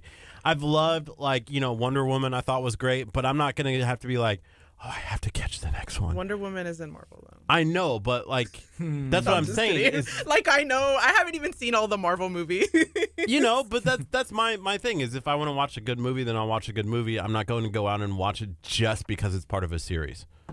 Okay. You know, that's just me though. But you did watch Detective Pikachu because you're into Pokemon, right? Yeah, which has been a pretty long-running series, if we're going to be fair. Yeah, but I do maybe watch also all of the TV shows. You're so cool, man. Maybe sorry. also. I love it. I'm so winning right now. No, that's cool. My boyfriend loves both Marvel and Pokemon, so he's been dying to go see Detective Pikachu, and it looks hilarious. I mean, Ryan Reynolds as Pikachu is hilarious to me. Yeah, he's had the opportunity to play some really Interesting characters. Yeah, he has. It's pretty cool. It's fun stuff. So it's 9:46. We're talking to Paloma from the Moore Memorial Public Library. We got the Moore Memorial Public Library on our Facebook feed as well. They said, check out Robert Pattinson and the amazing indie crime thriller, Good Time. DVD good. I guess that may be something that's the y'all call carry. Number. Yeah, yeah, that's the call number. All of our DVDs are DVD and then the first word of the title. Okay. So anything almost in life, whether that's something like pop culture or like history, you can find a tie to it at the Moore Memorial Public Library. Yeah, like the Marvel Universe, we have a Marvel Encyclopedia. We've got all the comic books. We have all the movies. I That's mean, cool. You are not want for superheroes at the library. Yeah, so whenever something like this comes out, do a lot of people rush in and being like, oh, I want to check up on the Marvel Encyclopedia? And Yeah, and funny thing, we decided when Endgame came out, we switched up one of our book displays in the library. We had something else planned, but we did a Marvel display. All of those books were gone. Wow. Yeah, people That's were cool. picking them up like crazy, adults and kids. Yeah. So it's just a fun way to go check out what's going on in the world, but also do it for free and kind of do some research and see like, oh, does this line up with the comics or the books? And then watch the movie and then do your analysis. Yeah, and then we also have drawing books too. So if you want to learn how to draw the superheroes or anime or manga characters, we have books for that as well. Hey, y'all had that event the other day. Was it a game night or something for the teens? Or was it like a... I remember Ethan wanted to go or Kurt the wanted to go. Dungeons and Dragons Oh, how did it go? Yeah. It went great. It went really great. The kids, I mean, for them to be that engaged and then be willing to end it in an hour, I'm in awe that they weren't like, no, we're not leaving. Yeah. The library is now We will closed. close the library now. Yeah. Yeah, so they really liked it. Are y'all going to have any other game nights kind of like that in the future? I believe we are having board games every Friday. And then, like I said, every Thursday for ages 12 to 18, we have teen programs. So Megan's trying to change it up and make a diverse choosing for teens. They have like craft programs, and then they have the escape rooms. And there's the Oreo taste test challenge as well in June. So is that stay intriguing? tuned for that. I am the greatest at Oreo taste testing. So there's gonna be like World champion. cinnamon bun, red velvet, a birthday cake. So do you have to guess? Like guess what the flavor is? Yeah, so you're gonna be blindfolded. Okay. And you're going to be tasting and identifying the flavor of the only Oreo. problem is that whenever I eat an Oreo, I always like imagine like it being a Thin Mint Oreo. That's your favorite? Yes. Okay. So I just And I believe picture we're it. gonna have some of those too. Everyone, Thin Mint. There's a really good one that I had one time, and I bought the package one time. I don't remember what it was or what flavor it was, and I have never been able to find it again, and it was so tasty. It's probably just the classic Oreo because everything has a special flavor now. It's like, when will I ever find the I've never classic? tried any of the flavored Oreos. There's some weird ones. The red velvet cake was weird, and the birthday cake one was weird.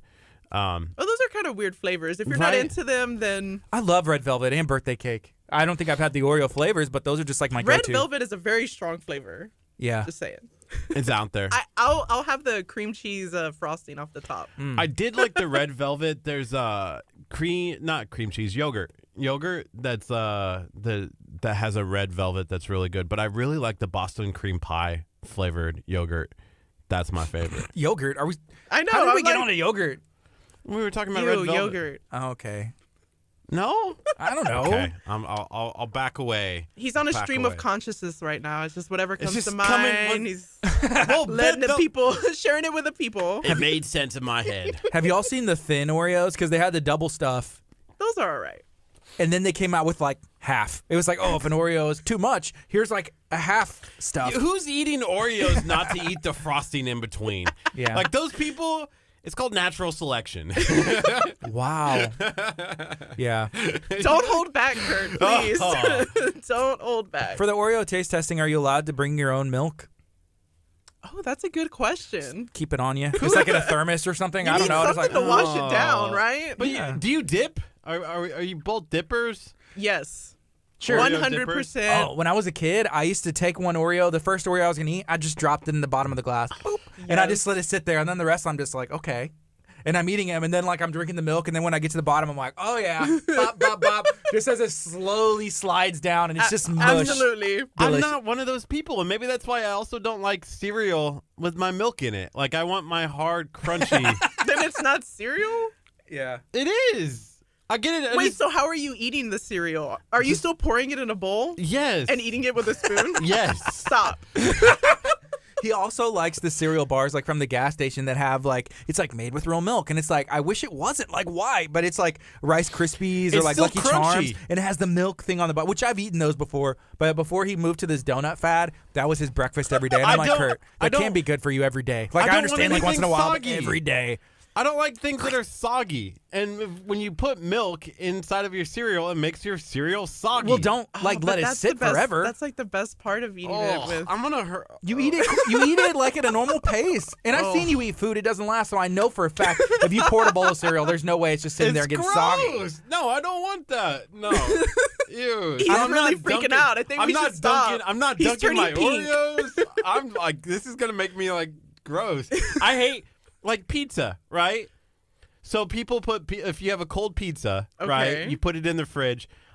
People like take it out and put it in a microwave and eat it. So you that put way. it in the toaster oven. I put it in agree. the oven. I agree there. Right? Because it's I like crunchy. crunchy pizza. Yes, same thing with Absolutely. my cereal and my Oreos. Put it in the oven. Put Wow. So I put Don't put your cereal in the oven though. I put Can you imagine putting cereal in the oven? No. I'm gonna try it. yeah. Everybody watch out for Kurt. My apartment is gonna But here's go the up in thing. flames. Here's what you do. You put the milk, you pour it in the milk, and then you're like, oh, it's soggy. Then whenever it gets soggy, then you put it in the oven so it'll re-crisp again. Then take it out and eat it and see how that goes. I don't think that's how it works, guys. Oh. He'll try it if we say it enough. Do not try this at home. Yeah. Yeah, well, I put chicken, like fried chicken in the toaster. Like Oh, my mom yeah. got me one for my birthday like 3 years ago, a toaster oven. I'm like, it was like, gee, thanks, an avocado, like that. I mean, like, thanks, Mom. But we You use didn't it know. so much. And it's like an adult, like as an adult thing, I'm like, Mom, please give me the socks. And for the birthday, that was like the best thing ever, the toaster oven, right? So, yeah, with pizza in the toaster oven, and you're Yes. putting the fried chicken in the toaster oven. Even if you take fries home from a restaurant, put them in better. the toaster oven. Or like and maybe sprinkle shrimp. some cheese on top. Yeah, I love fried shrimp. Anything fried, like it'll get it that nice crisp. Yeah, But- because then if you're gonna put it in the microwave, why don't you just eat it cold? Because it's all soggy. But sometimes you can't wait. Like my kids, like if they want pizza, they don't care, and it's just like That's I want true. it now, and it's just like okay, I don't want it that hot, so I just pop it in there. But my son, he had some fried chicken left over in the toaster oven. He was patient that day. I feel like the best part, and I think they goofed. I got Domino's the other day. Mm-hmm. I don't usually get Domino's a lot, but I used to before. A lot, I don't do it as much. like a whole bunch. But I had a free one, so I decided to use it. All right. But I got some Parm Bites with it, so I ended up spending $10 anyways, because it's like, here's a free pizza. But I want just a pizza. I want this, so it's like $10 anyways. Parm Bites, right? They have Parmesan and they have garlic. I didn't eat them. I put them in the refrigerator for later. And I took them out and put them in the oven. I think they goofed. Because that's how it tasted better. Because the garlic even got melted out of it. Like they should put garlic on them before they put it through the oven as well. And it was so tasty. Nice. It was good. Look at you, Kurt. I'm smart. There you go, Domino's. Well, y'all messed up Domino's. You need to bring Kurt in because he'll help you guys out. You Just need don't to have call me- whoever's in charge and let them know they're not doing it right. Just don't have me driving. Yeah, that's a different story. So it's 9:55. We're talking to Paloma from the Moore Memorial Public Library. I'm sure there's a bunch of cookbooks at the library. And we've already had some of them dropped on here on our Facebook feed as well, right? You will be surprised at our cookbook collection. I mean, we've got any and everything. We've got everything from cookbooks based on specific diets like paleo and keto and any other ones you can think of. We have vegan and vegetarian. We have specific types of cooking like Mexican style cooking, Asian, which includes Korean barbecue and Vietnamese and Korean cooking, Indian cooking. We have memoirs from cooks who share their stories and then give you special recipes blanketed in. I mean, I love our cookbook section. I have a question. So, like a memoir, what makes a book considered like a memoir?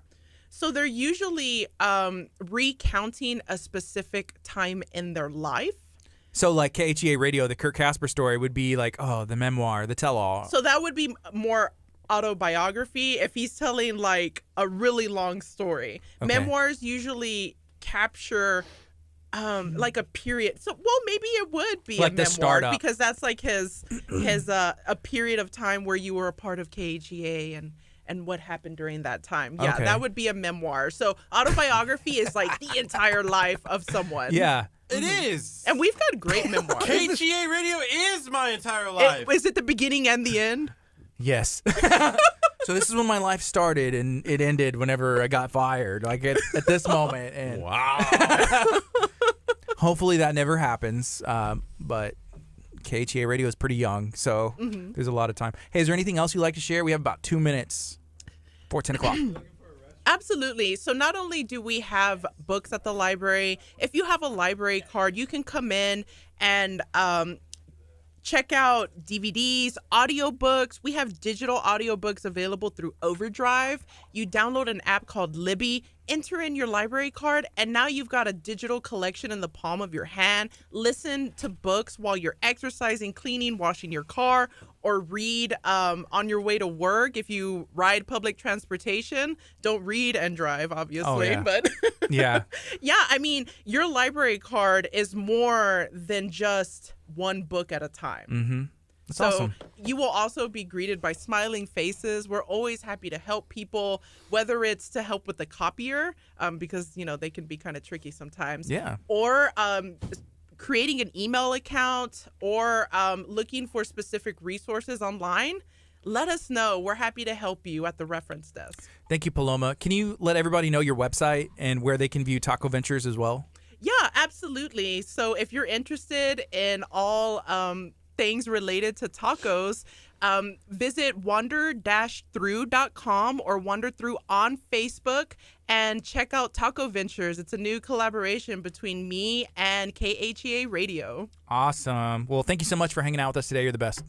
Thanks for having me. It's right. Always a blast. It's 9:59. We're going to take a quick break on the FM. Keep it going on Facebook, so stay tuned. We're going to be talking to Underwater Green Fishing Lights, a local business right here in Lamarck, Texas, and they're going to be sharing everything they have going on. We did a Shine on Lamarck with them, and people loved it. Yeah, I'm hoping maybe we can fish for some tacos.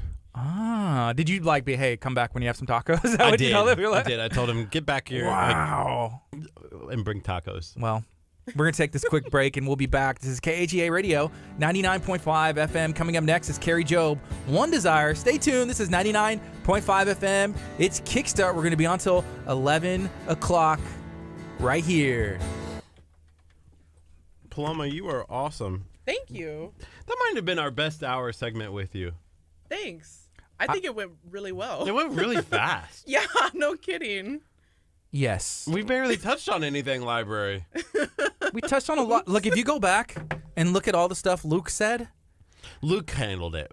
We're the good. best thing about the library that I did mention, I realized, I was like, man, the library, everything. Anything, even like in popular culture or like cooking, you talk about anything. And it's like, oh, well, you can learn about that at the library, actually. Yes. Go to the library. If you were at the library, just you would always, know this. If you don't know it, just point them to the library. For Memoir. Sure. Tag us. Actually, the library, you know. Library. I want to check out that book. Which one? The one that he said, Gorilla Tacos or something like that. Gorilla something. He said it earlier. Okay. You can go back and find it. It's a recipe book from like the streets of L.A. or something like that. It was just a book that he referenced that I said, oh, that'd be really cool to see, but it's not on my feed anymore there. I can find it for you. Well, thank you. Yes, thanks for having me. All right, we'll see you. We'll see you soon. And okay, I was gonna say steal that Whataburger coupon For your kiddo. Oh yeah, for my kid. When is the next Taco Ventures? Next Tuesday. Do you want it to be next Tuesday? If we can, I'll go that'd be this great. weekend. That'd be great. Okay. It won't take me 3 weeks to make an opener like it did last time. The opener looks great. Yeah, it does. The video looks awesome. Yeah, awesome. It was all. It'll be easy now that we have it. The format. Cool. It was all you. You did good shots. Like I think everything is like it looks good and feels good, sounds good too. So it looks amazing. Awesome. Thank you. Yeah, I'll get that over to you this weekend, and we'll get another one out. All right. Perfect. Thank you. Thanks. Philippa say good show. Happy Taco Day. Happy Taco Day to you too. Happy. So we're gonna be talking about some green underwater fishing lines. Do you like fishing? If you do, stay tuned. You know what? If you don't like fishing, stay tuned because this is a way that you can, I don't want to say cheat the system because you still have to go out there, put a lot of work in, but this is a way you can gain an advantage. I know a lot of people who fish. We do. We know a bunch of people. Some people like the experience, but the best part about fishing is actually making sure you catch stuff, right? Well, this is a product. This is a way that you can make sure you're using your time efficiently. If you're going to go out there, hey, I want to catch some monsters, I want to catch some fish, this is a way you can actually get a little bit of help. And it's actually using nature. It's actually using the way that God, created our system. And I'm going to say it's a little bit of rigging the system, but hey, why not take advantage of everything that you have at your disposal? Sarah, what's up? Hey, good morning, Carol. Karen, Felipe, y'all are awesome. We love Paloma. We love the Moore Memorial Public Library. We also love tacos, and that's why it always comes back to that whenever we have Paloma in. And we started talking about tacos so much that we were like, Paloma, you have to start your own segment on KHEA Radio. What's a good name? And she came up with it, Taco Venture, which is a really cool title.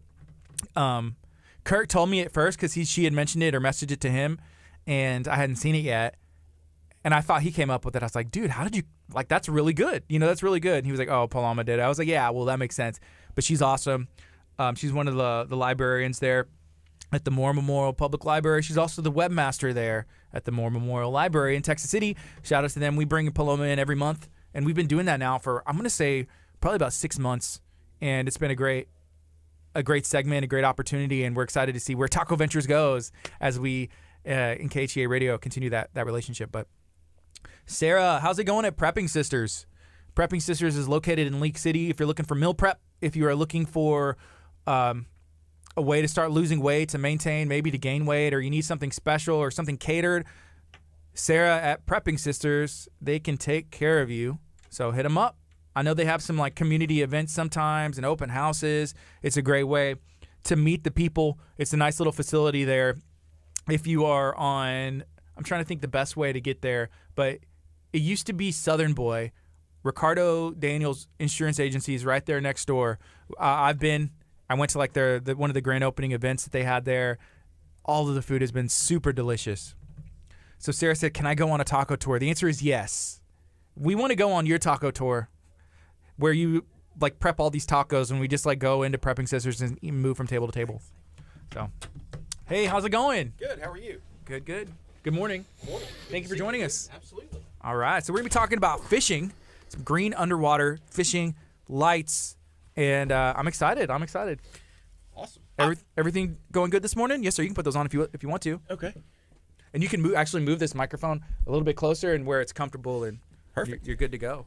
Awesome. Cool. Ready to roll. Hey, I saw some pictures that y'all shared on social media. Yeah. I think in Bayou Vista there was a golf tournament. Yes. And you had some people out there repping your brand and the gear, huh? Absolutely. Yeah, we sponsored a team, and we also sponsored a hole. Bayou Vista is an important client group for us, and it's a good group of folks, and they were doing some work for a local charity, and we were excited to be part of the community and help out. That's cool. So, that's cool. Kurt's a big golfer. I like golf. Do you golf? I do. Okay, I don't. I think if you fish, you golf, and if you golf, the big issue is that golf and fishing are they take up a lot of time. So It's patience too, right? It is. It's a lot of patience. So there's some similarities there. Okay, that makes sense. And the routine's the same. When you cast it, it's going to go a different way, you know? Yeah. Well, exactly. for some people, I think some people could probably. We've talked about this before. Miles Delgado actually called us, and I missed it because we're on the air. But he does fishing tours. He's a captain out there for whenever boats come in from China or wherever. His boat goes out there, drops off somebody, and he works for the channel, or I'm not sure what it is. Yeah, he's a pilot, probably. pilot. Yeah, and so what happens is that when the boats come in, each port has a set of pilots that understand what goes on underneath the water, and the currents and everything, and then they guide those large vessels in and get them parked correctly, because evidently parking a 1,000-foot boat's a big deal. Yeah. Yeah, he had approached us and was like, hey, it'd be fun to have like a fishing games, like where you test your skills, like how close can you cast to this, section, and there's a bunch of different stuff. But I guess some people are probably pretty good at fishing just because they can like strategically, I'm trying to go there. So I heard somebody tell it to me this way. Barbecuing is a science and an art. If you're a really good barbecuer and you can make great barbecue, it's because you're patient. It's because you do the right things. You prepare properly. Fishing's exactly the same. And so we were, you have to prepare. You have to make sure the tides are right. You have to make sure that you have the places that you want to go. You have to have the right proper gear. And so it's very similar to somebody told me that one time, that it's very similar to being, if you're a great fisherman, you can make great barbecue probably too. Ooh, that makes sense. Yeah, So- preparation and patience. Absolutely. So we got 15 seconds, and we're going to go on the FM as well. We'll keep it going like this, and if you're watching on Facebook, feel free to share this video out. Let us know what you got going on. Have you used green underwater fishing lights? Here we go. YourVacationEdge.com.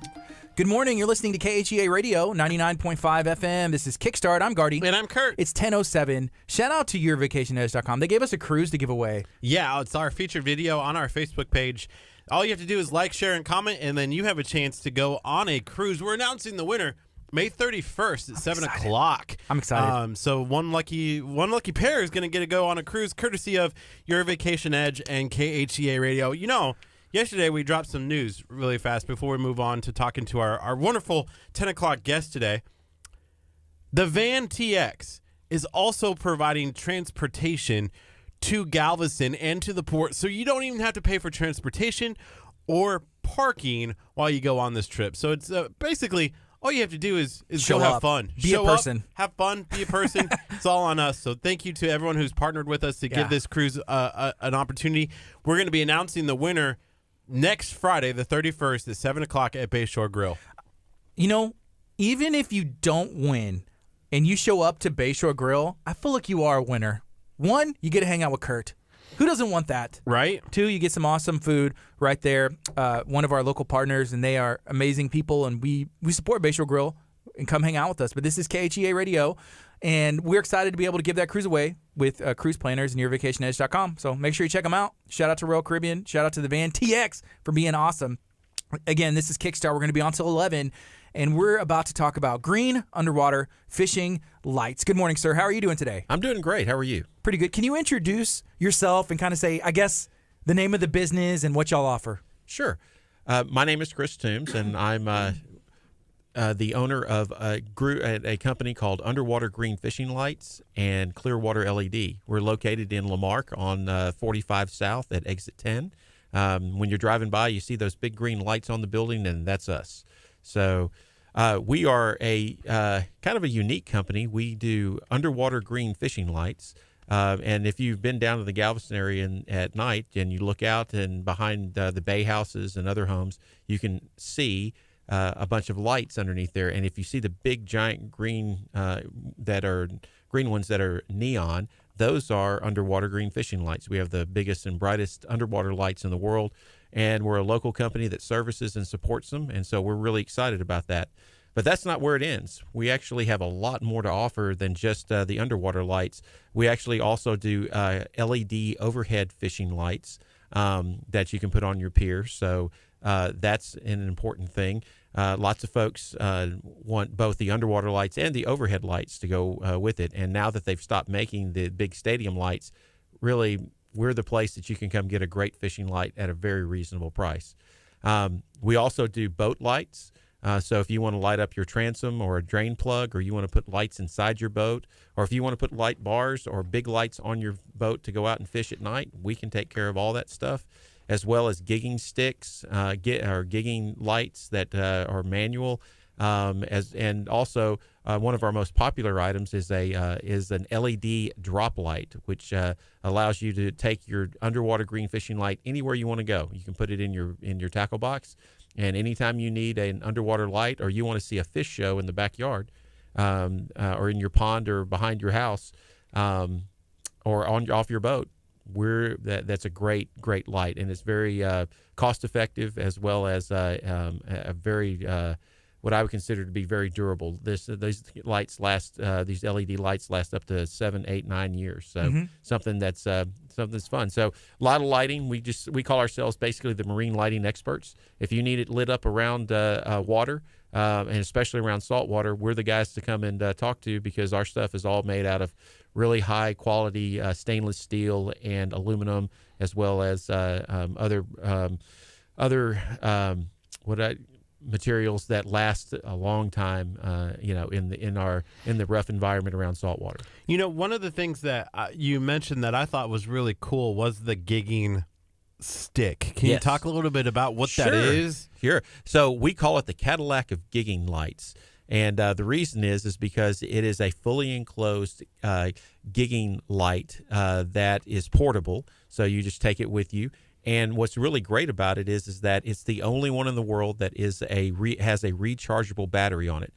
Back in the old days, when I was a kid, what happened was that when you went gigging, you took a lantern, and you had an inner tube, and you drug that inner tube behind you with the lantern on it, and it was one of those things where you had to take a lot of stuff with you, and it was very bulky and difficult to go gigging. Now you take this simple one piece of equipment that's molded basically to fit in your hand underneath your arm and go in the water, and it lasts and it's rechargeable, 1,000 recharges per event. And what's great about it is that it lasts up to 8 hours, and you're either lost or missing if you're gigging more than 8 hours. So there's just that's just one of those things where you only need to be out there 3 or 4 hours, and you should get all the flounder you need. Wow. You mentioned something earlier about the overhead lights that y'all offer, and you said stadium lights. I guess they stopped making those. Can you explain, what does that mean? Sure. So the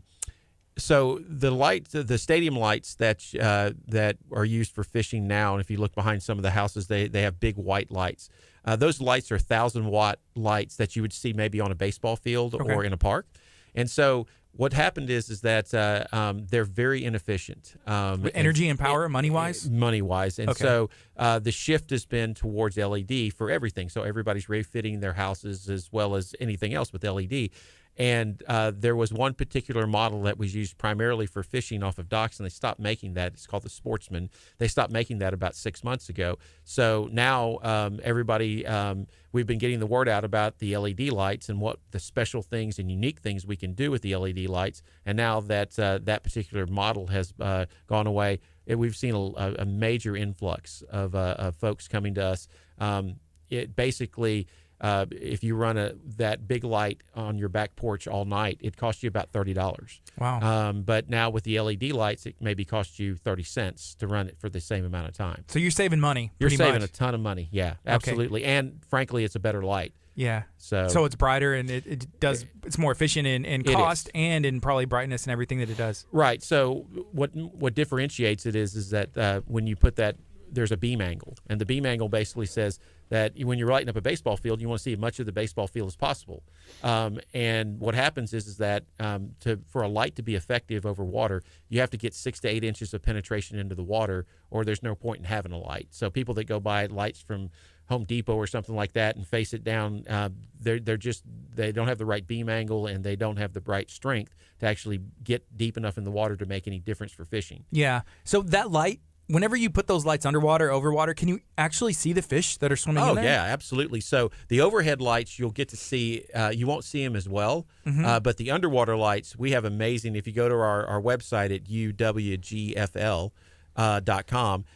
You can see all the different underwater lights. We have videos and all kind of stuff, but we've seen everything from huge redfish, and 30 and 40 redfish to alligator gar, to actually alligators, to actually huge ladyfish, and that have come through. So we've seen porpoise and dolphin that have come through the lights. So it really is, as much it's a great thing for fishing. It's actually more fun, in my opinion, sometimes to just sit back and watch and see what happens. Yeah, are people shocked? I feel like they'd be shocked, like, I didn't realize that was in the water this whole time. You know? Yeah, absolutely. When they see certain things swimming by, they're like, I can't believe they're that big and that in the water, and it's right off my dock. And so, or there's that many of them right there off my dock. So it is shocking, but it's a lot of fun every night, and it really acts like almost like a deer feeder. What happens is the fish, it starts a photosynthetic reaction, and it gets the plankton and everything moving. Next thing you know, you have a big bait ball. Then next thing you know, you have a ton of fish out there. And as the weather gets warmer and we get into the more of the fishing season, it's a great opportunity to go out and look and see some incredible fish. Galveston is one of the best fishing destinations in Texas, and the other fishing destination is in Aransas Pass, and we actually Port Aransas, and we actually have a store that we just opened up down there as well. Wow. Okay. So right now it's 10:17. We're talking to Chris. He is with Underwater Green Fishing Lights right here in Lamarck, Texas, and we dropped a Shine on Lamarck video. It looks awesome. I think that the video, it did really great, actually. But one of the things that I like in the video is, on your sleeve, it says, made in the USA. And then we talked about that. And is that important to you guys, especially to be in Lamarck? Absolutely. So we're proud to be in Lamarck. We're proud to be in Texas, and proud to be in the United States. It's really important for us. We employ all local folks that are here in the area, and we really enjoy and focus on the fact that we're American made, and for us, we wear it as a badge of honor, like we did on our sleeve. And it's one of those things where we're proud of the work we do. We're proud of the product we make, and we stand behind it. And we actually ship our products all over the world, and we put that American made sticker on it every time it goes out. Cool. Yeah. One of the things that we noticed is y'all don't just do fishing stuff. Y'all also do LED lights for almost anything, right? Yeah, we actually do. We can take the LED lights, and for example, if you have a parking lot, or if you have a stadium or anything like that, we actually do work around those as well. So we've got a full line of lights. Our primary focus is around marine because of the way the lights are built. They last in that saltwater and water environment. But a lot of folks are moving towards LED for their parking lots and for their safety needs around their buildings, and so we provide them with solutions there as well. And it's been great for us. Yeah, I'm sure there are other benefits, but I think the two major benefits of having LED over the other is long-term cost and then brightness. So like if you're trying to light up a parking lot, it's safer because it's going to be a little bit brighter. Yes, and it'll last longer, right? Absolutely. So and the nice thing is that with traditional lighting, bulb lighting, what happens is those lights go out, or you have capacitors that go out, and then all of a sudden and it takes a little bit to get those fixed. With the LED lights, they're definitely much more cost effective, as we talked about before, but they just don't go out. And so once you buy something and put it in place, you're talking about the lights that we sell are rated for 60,000 hours of use. So if you do the math on that, it's coming out to almost a 10-year light, and before you'd have to change a bulb or do anything with it. So it's the consistency, which is important. Yeah. When did fishing start for you? Where did that passion come from? Have you been fishing since you were a little kid? I have been. So I grew up in the Pasadena, Friendswood area, and then moved around to a bunch of different places in the south, I-45 corridor. But my passion really came from when I was a child. We have a ranch that's in close to the Brenham area, and we have lots of lakes on there, and that's where I learned to fish. I learned to catch grasshoppers and dig worms up and fish out there, and I caught crappie and bass. And actually, I loved to night fish then, but I didn't have a light. And because I noticed that you caught more fish at night, or right before dark and right at dark, you caught more fish. And I tried to figure all those things out. And fish are, they do better at night for lots of reasons. It's cooler and things of that nature. And so I was always intrigued on fishing, and I always fished right at the edge of right at nighttime or right at the edge of dark. And so when I figured this out when I got older and learned that this was a thing, that you could get a underwater green fishing light, or you could fish with an overhead light, and I could go out there at night when it was cooler and I could do all that. That's when the passion really kind of kicked in. Wow. Because you can have dinner at 7 o'clock and then turn your light on and then go out at 9, 10 o'clock, and you can fish for 2 or 3 hours. It's instead of it being 100 degrees, it's 70 degrees, and you get fish, and the fish actually bite a lot more than they do during the hot part of the days. So for me, this was one of those things that I just kind of fell into by accident, to be honest. That's cool. Whenever we went out and visited, the shop and the warehouse there in Lamarck, there's a lot of things we talked about. But one of the things that we talked about was, is it fair? Is it almost like cheating? Because that's what I was gonna. I was gonna bring up the same thing. Like, this is cheating. Is it? No, it's not cheating. There's a couple of things. One, it just like when you go deer hunting, you have deer feeders. And so that's not really cheating. It's bringing them in and bringing the fish in. The other thing is that when you look at it from the standpoint of everybody wants to come down and fish, and there's just not enough time to do it. So so most of our clients come down on the weekends and to their bay house, or they come down to their home on the water, and they've worked hard all week, and they get down there and they want to fish. And and some days, we want to give them the best chance they have to catch fish. Right. And so the lights actually provide them with an opportunity. What the light is really doing is emulating the moon. The overhead lights are. So basically, you have a full moon every night. When you have a full moon and you don't have any other lights, the fish go towards the moon, because that draws in the bugs as well as the bait fish. All you're doing is just emulating the moon. And the underwater light, it just brings in the fish as well, kind of like a deer feeder does. But you know what, Gardy, if you had any opportunity to cheat, not to cheat, okay, but to get an advantage. Oh yeah, advantage for sure. Right? I'm a big NASCAR fan, right? Right. Now NASCAR, they're always trying to find push the limit. Like, if it makes you better, right? Why wouldn't you take a chance for it? Absolutely. And the reality is that a lot of this is used for kids. And so, it's one of those things where I'll give you an example. About a good number of our customers are folks that have either kids or grandkids.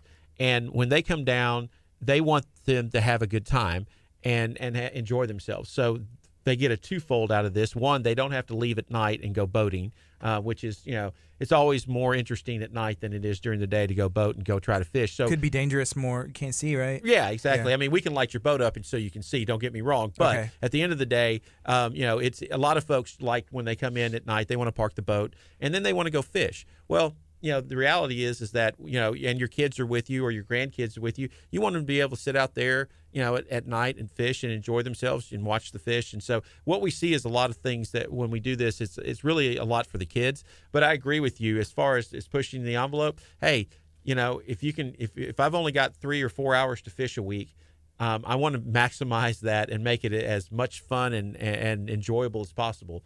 And so we definitely are pushing, trying to make it as easy as possible for you to catch some fish. That's awesome.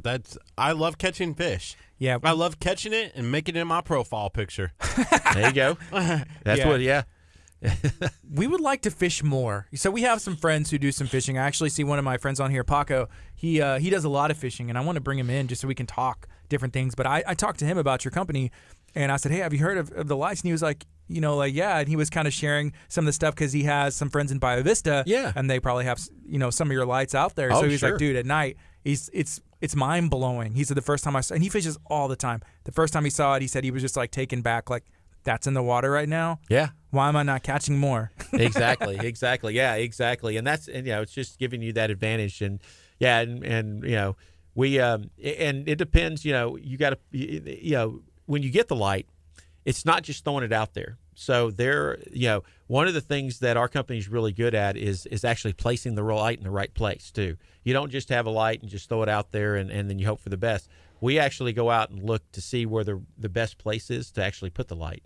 And that is a big deal, because if you put the light in the right place and the right, and the right distance, you got to have it the right distance for the cast. You got to have it if there's a channel or those type of things, you try to set it just in the right place, and then you'll actually catch more fish. So there's a little bit of a science. It's not just throwing the light in the water. There's a little bit more placement. to it. Yeah, placement. I think we even said about placing like one here and then another one. Like if you have multiple, there's ways that if you catch a fish, all those fish are going to scatter. Right. But if it's strategically placed, there's a science to it, right? Absolutely. So what we try to do, the best of all worlds, is to have an underwater light and an overhead light. Right. And so we call that the angler package. And what we do is we actually would take either 2 overheads and 1 underwater, or 2 underwaters and 1 overhead, and put them up, and then we strategically place them behind your dock so that there's about 5 feet of dark area between your underwater light and your overhead light, and that's where you catch the fish. You actually don't catch the fish, and I want to make sure I get this out to everybody. You don't catch fish by throwing it right in the middle of the light, believe it or not. Okay. The fish are actually on the fish that you want to catch are actually on the edges of the light. They're right on the edge, and you'll see them sneak through. And so when you have a really bright light like ours, you can actually see all the fish, and that are on the edges. And that's where we call them the predator fish are. They're out there just looking at all the little fish that are swimming around right by the light, and they're trying to figure out when they're going to make a move to go through there. So you fish the edges. I always fish the edges. Would you want to use a cork? Because I'm just Absolutely. okay. Because that would seem like it's in the middle, like where the other fish, if they're close. I'm not sure how deep the light is. Yeah, so it depends on the depth of your water, but most of the time the canals around our area here are about 8 feet deep. So we set it so that the light is about 5 feet below the surface of the water. Okay. And yeah, you can use a cork, you can use a lure, you can use a spoon, you can free cast a free shrimp. Any of those things are fine. What you're trying to, the fish have become, what should happen is you've got them excited, and they're in a feeding frenzy at that point in time, and so they're looking for anything. A lot of people use shrimp. Live shrimp seems to be one of the things that works really well around our lights. And then the other thing is for lures, a spoon works really well because it looks Reflects. Well, it looks, it reflects when it goes through the light, and it looks very similar to shad, and that's what the fish are feeding on. Okay, shad is just a different little. Yeah, little shad are the little feeder fish? minnows that you see in the bait ball that are out there. So whenever you're fishing, whether you're using the lights or not, what are you hoping to catch? So really, it's, fish. Fish. Yeah, Preferably fish. Preferably fish. What I like to catch, are reds. They seem to be, for me, they're the most fun. A lot of my friends like to catch trout, but for me, it's reds. Flounder every once in a while are fun, especially if you get a good sized one. It's an interesting experience when you catch a flounder. Yeah, so they fight pretty well, but it's all about that struggle, right? Right. And so what's fun about it is that you catch the fish and you get them in, and a fish is not in until the fish is in. I've seen lots of amazing large fish get right up to the edge of the dock or on the boat, and as soon as they try to pull it up, he's gone. so it's the challenge, but for me, it's reds. My dad, he loves fishing still, and I remember going fishing with him all the time, but it was always about the flounder. I think because that was like the preference to eat, but I like catching flounder too, but he wouldn't gig for him, and he may now, but because I know he'll do some waiting and stuff, but it was always just trying to fish, and it was a lot of fun. It was one of the best memories I have as a kid, being out on the little boat. Having a great time. Absolutely. Will you rate my fish? Sure. So this is a fish that Curt caught that was a lot of fun. It was a lot of fun to get in. Wow, that's actually a nice sized fish. Mm-hmm. It was just under regulation, so we were able to keep it. It was like 27. That is a nice fish. You get some credit for that one. Yes. He almost got pulled off the boat. I can understand why. It's almost as big as he is. Yeah. So that's a great fish. And you know what? That's the fun about doing that you get to actually post this kind of stuff up Right. to your, you know. So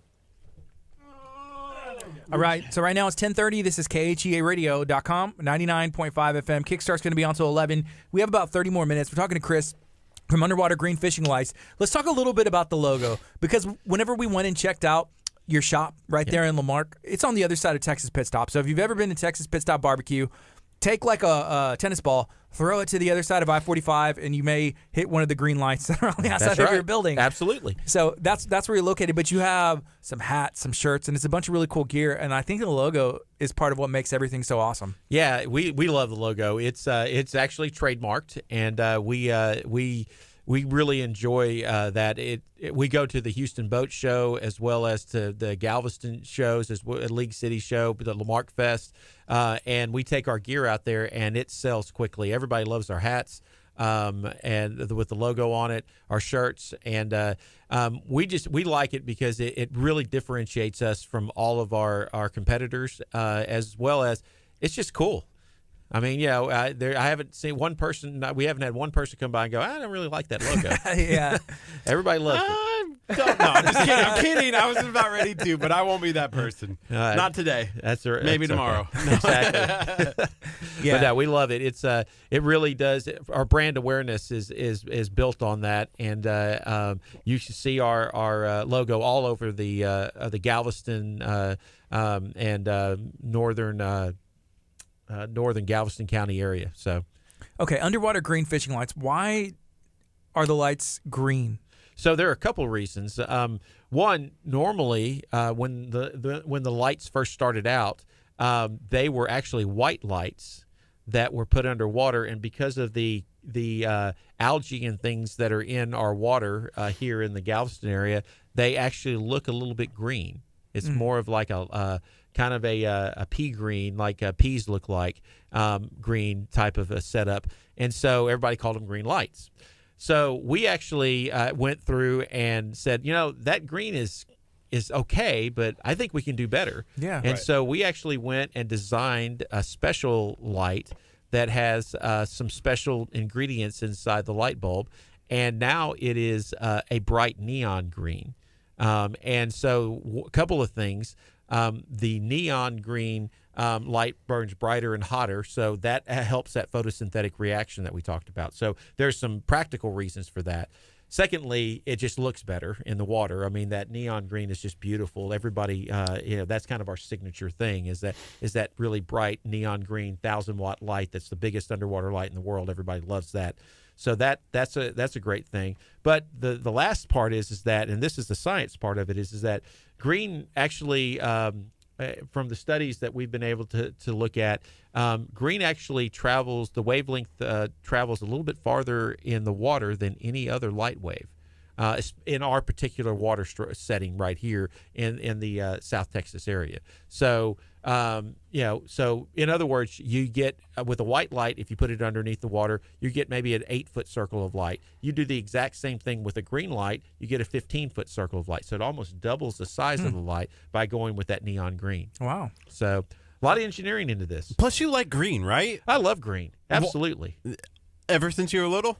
Yeah, absolutely. And my grandfather told me it was the color of money when I was like 3. So that was interesting. So, I have. And the Green Bay Packers. Yeah, and the Green Bay Packers. And, so we, I've always liked green. Green's been a good color for me since I've been a kid. So I was on several teams that were in the Little League and things like that were green, and so it's kind of followed me. Works out, huh? Yeah, just by the luck of the draw. So you have Underwater Green Fishing Lights and the LED. What's the LED company? It's Clearwater LED. Clearwater, that's correct. Yeah. What's next? Like, what's the hope for being next for this? So that's a great question. So we've continued to, we have really honed in and got the underwater light and the overhead light area really kind of in place. And so now what we're moving into is something we call dockscaping. And it's actually a URL that we have that is dockscaping.com.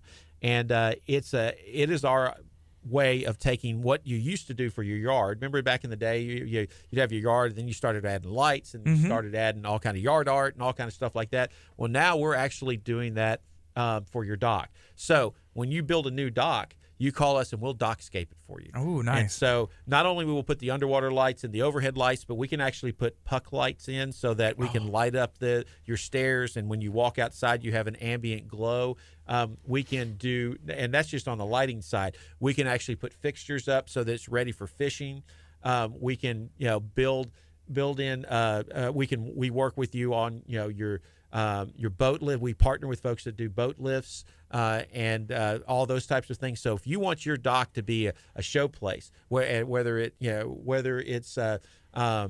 it's a one-story dock or a two-story dock or a boathouse or whatever it is, we can come out there and design something unique and special. And what we find is that people are they want somebody to come in with a level of expertise to come in and say, I've seen 5,000 docks. Can you make mine something special so when my friends come over, that it's designed so that it's really functional but really beautiful as well? Nice. Gardy, you and I, we're working on getting a house for me, right? Like we're doing this series We're working hard. Series called Real House hard. Hunters. We're looking at houses, Yes. and just Awesome. It's called House Hunters. KHEA Radio Edition House Hunters. KHEA House Hunters. Yes, let's just be clear. I can't afford ever living in a small castle, and we're Why actually not? doing a House Hunters at a small castle. You never know. But I think one of the cool things about kind of as he's sitting here, I'm just picturing myself on the a dock? I've never wanted to live on the water until he's just started describing this, and now I'm like, a good dock would be nice, like to wake up in the morning, It's like go out and stretch, sit, drink coffee, drink read the paper. coffee, read the paper, Absolutely. and look out at my beautiful dock area, right? Absolutely. I live on the water, and I can tell you that it's for the first time in a long time. I moved down there, and it calms your soul. It makes you a happier and in my case, just a more easygoing, calm person, because when you get up in the morning, you get to see that. You start your day out in a special way, that water that's coming in, and how you listen to the sounds and everything. And then at nighttime as well, when watching the sunset be on the water and those kind of things. Those are the things that are it's amazing. And Yeah, I feel like there's a little bit of a danger in there where you feel like you're constantly on vacation. Like, I got nowhere to be, sipping coffee out on the dock. The water's coming Absolutely. in. I want to go fishing. And then Yes. you're like, oh, my goodness. What time? I'm supposed to be I had a meeting. I'm at Exactly. work. I'm supposed to do this and that. So it does have there are two things. One, there's a little bit of discipline that has to come with it. But if you're lucky and you're close enough, and you're pretty close as well, you could run home at lunch and fish. yeah, Curt doesn't have much discipline. If he ran home for lunch and fish, he'd be like, yeah, I'm not coming back. Not coming back, especially if the fish are biting. It's Gone Fishing. What's that song where he was like, I'm going fishing, and he loses his wife because he says, Oh, yeah. The wife Oh, is my like, hey, goodness. choose me. Yeah, He's there's- like, I'm going fishing. Well, that's interesting you say that. There are a lot of really awesome fishing songs, country fishing songs that are Right. out there, and so that's one of them. Yes, he's going to miss her because he decided to go fishing. I'm going to miss her. Yeah, exactly. Because When I'm gone. Yeah. Whenever it comes to buying a house or fixing a house, usually the realtors are like, okay, the kitchen and then the master bath, that's where you're going to spend your most time. But, man, On if the you're water. living on the water, then you're probably going to be entertaining. Yes. You're probably going to be out on the, on the outside, the porch, the dock. And that's where it makes sense to Absolutely. dockscaping. Absolutely, dockscaping. And so one of the things that we also do is, like, for example, if you need your dock cleaned, you wouldn't believe that how much birds do a number on a dock. Right? Yeah. Yeah, number 2 actually. And so That's the best way to say that. exactly. So we actually can clean your dock and make it all put it all together and maintain it. That's the other thing. It's being on the water is great, and it is. It's beautiful, and it's great for your soul. But at the end of the day, every day you need to do something, or you need to be thinking about doing something to keep it in tip-top shape. We actually provide maintenance and support for that as well. So that's part of the dockscaping. Just like you spend all that money on your yard, it looks great, everything's beautiful, you got the lights, you got everything put together. Well, A lot of folks have hire a yard company to come out and mow it and maintain it. We actually will do that for your dock. Yeah. That's a great idea. I love this. This is a great idea. So it's just, and honestly, this is just talking to our customers. I mean, Right. what our customers come back and want. Is it trademarked yet? Because we might steal it. Absolutely. Oh, dang. Dockscaping. Dockscaping. It's taken, Kurt. You know, earlier in the show, we talked about our taco cook-off, and we got scared because we were telling people about our taco cook-off, and we're like, wait, can we tell people? Because someone's going to definitely take this and run with it. We need to get it trademarked. Yes. Yeah. It's it's not hard. Yeah. So taco cook-off. That sounds fun. Yeah, because Don't steal it. No, we goofed. because there's a lot of barbecue cook-offs, like even and we've asked people who have done cook-offs, competed, put them on. Have you ever heard of a taco cook-off? They're like, no. And then we ask people who are just in the food industry or into tacos in general or Mexican food. They're like, no, I've never heard of one. Wow. We're like, interesting. Don't put one on before this fall. Whenever we are, that's our plan. And what's great about it is that you have.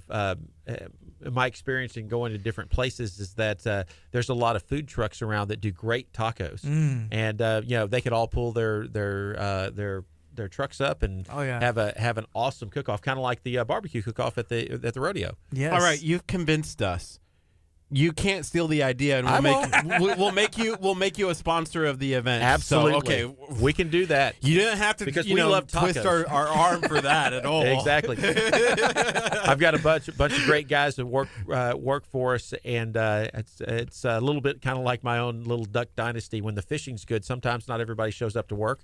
So, but I know they all love tacos, because one of the things we do is on 1 or 2 days a week, I'll buy lunch for the team, and they love tacos. So they'll come out there and certainly eat them Taco all. benefits. Yeah, just taco- as important as health benefits. Exactly. You get hired for the job, and it's like, so what kind of taco benefits do you offer here? Yes, exactly. Tacos once a week. Tacos once a week. Where do I sign? Breakfast tacos. So Taco raise. exactly. Let's talk about raises. How about if we just paid us in taco? The interns, at least. At least the interns in taco. Yeah, absolutely. Wow. Right now we're talking about Underwater Green Fishing Lights. It's a local business right here in Lamarck, Texas, and there's a second location as well. Where's that one? It's in Aransas Pass. How many people are employed by your company? There's 10 of us. There's 10. Okay. Yeah. And taco benefits are a thing I'm sure they're going to be asking for now. So Absolutely, because I know they're all listening right now. So be prepared. That's absolutely. I'm going to stop on the way home and get some tacos. All right. That's cool. There's a new place right over here that has tacos, breakfast tacos at least. Are they going to do tacos all day? Oh, the gas station. There's a gas station that's open, and we're so excited. So that's why we've been getting our drinks, because Okay. but they also have a little taqueria in there. I don't know. We'll have to ask and find out. It's still so new. It just opened on Monday, the taqueria part of it. Okay. Man, I mean, we love when a new restaurant pops up Oh, right yeah. here in Lamarck. Man, Oh, yeah. I'm sure you do It's on too. absolutely. Absolutely. It's something new and exciting. Yeah. So- I have one more question whenever it comes to the deck and then like doing it up. Now that you live on the water, Yeah.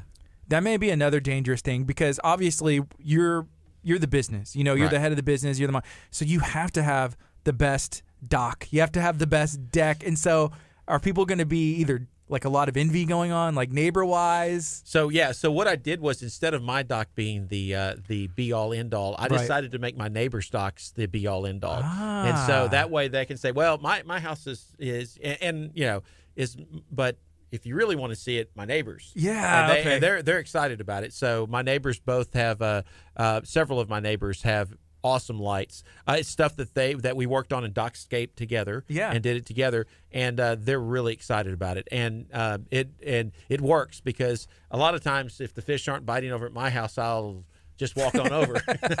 And that was the agreement that we made, was that, hey, we'll work together to put these lights up, but I can come fish them, right? Yeah. So well, that takes a lot of like discipline and self-control, so you can live on the water and still make it on time to work and do everything you need to do. Because like I feel like if it was me or Kurt and this was our business, it'd be like, no, my dock's gonna be the best. My dock. Wouldn't you feel the same way? My dock is the best. Okay. I don't even have the dock. Yeah, not yet, but when It's you already get the one- best. It is Yeah. the best. Absolutely. And what does it take to run a successful business, especially in Lamarck? So, couple of things. One, the location that we have is really great. Our ability to be right on the freeway on the way down is an easy on and off of the freeway. So that's been a huge benefit for us, and having the showroom and the ability to show people what we can do and how we can do it. So that, I would say, location is obviously important, especially right here in Lamarck, right on the way down, right before you get to where a lot of our customers live in Omega Bay and Bayou Vista and Tiki and some of the other locations. Right. So that's important. The second thing is that from my perspective, I've got a really nice labor pool to pull from. We've got some very qualified people, some folks that have good backgrounds and that have worked out really well for us. So that's been helpful. And then I think from my perspective on running a business, it comes down to making sure the customer's happy. For us, the most important thing is that when you walk back on your dock or if you get on your boat and you're ready to go, to do whatever it is that you want to do, that we've provided you, it helps you enjoy that experience in some way. And so we take a lot of pride in making sure that we have a quality product that works all the time. And those are the things that I think makes good business. When I go to buy something, I want to have great customer service and a product that works when it needs to work. And so from my perspective, taking care of the customer and making sure that they have that experience that they want to have, because this is just a leisure thing. This is not necessarily a have thing, right? So the way that you want to do this, you want to spend some of your disposable income on this. So we need to make it an incredible experience for them, and so that really is important to us. And I think the last thing is that we have always trying to innovate and do something different. Like this year, we came out with the 1,000-watt underwater light. It's the largest underwater light in the world, and it is amazing. We've sold a whole bunch of them to folks in Bayou Vista and Tiki and out on the West End, where in Isle del Sol and some of the other places, and people love it. It's something unique and new, and it's something that everybody else is looking at, going, "Wow, where did you get that from?" Yeah. So that's important to us. And then I think the last thing that goes with that is that on our overhead lights, we are always on the cutting edge of technology when it comes to that. LEDs are like flat screen televisions, right? 5 years ago, they were very expensive. They're coming down in price, and they're getting brighter and more efficient. And we're on the cutting edge of trying to figure out how can we take those changes in technology and really enhance that so we can give our customers an even better experience. Yeah. I bought a 75-incher the other day for like $100. Yeah, they're cheap. It now. didn't turn on, but Yeah, that happens. But it gets that, like, the prices are going down. I remember when those first came out. crazy. Yeah. 4K like TVs now for like $200. Like Yeah. Yeah. 3 years ago, it was like $870. It's like, what? Yeah, exactly. Well, I you- walk through Best Buy. I don't even know where I'm at anymore. I'm like, am Exactly. I at a cheap dollar store? Yeah, the That's a dollar dollar store. store. You mentioned innovation and always, looking for the next thing. Whenever y'all come out with something, I assume there's other places like that one, like, oh, wow, they did that. Is there other people who kind of like often try and imitate or copy you guys? There are some, but but they we're kind of unique in the fact that we have underwater lights, overhead lights, boating lights, and all the other things. So we're kind of a one-stop shop. Mm-hmm. Most of the folks that we consider to be a competitor, and I don't think there's really anybody out there that truly does everything we do. Yeah. They can only innovate in one particular area. So, like if they come out with the large underwater light, and there's a lot of engineering that goes into that. It's not it's not easy just to say, hey, we're going to come out, we're just going to make a bigger light. Right. It doesn't work that way. There's a lot of thought and engineering that has to go into that to make it appropriate, safe, and even cost effective.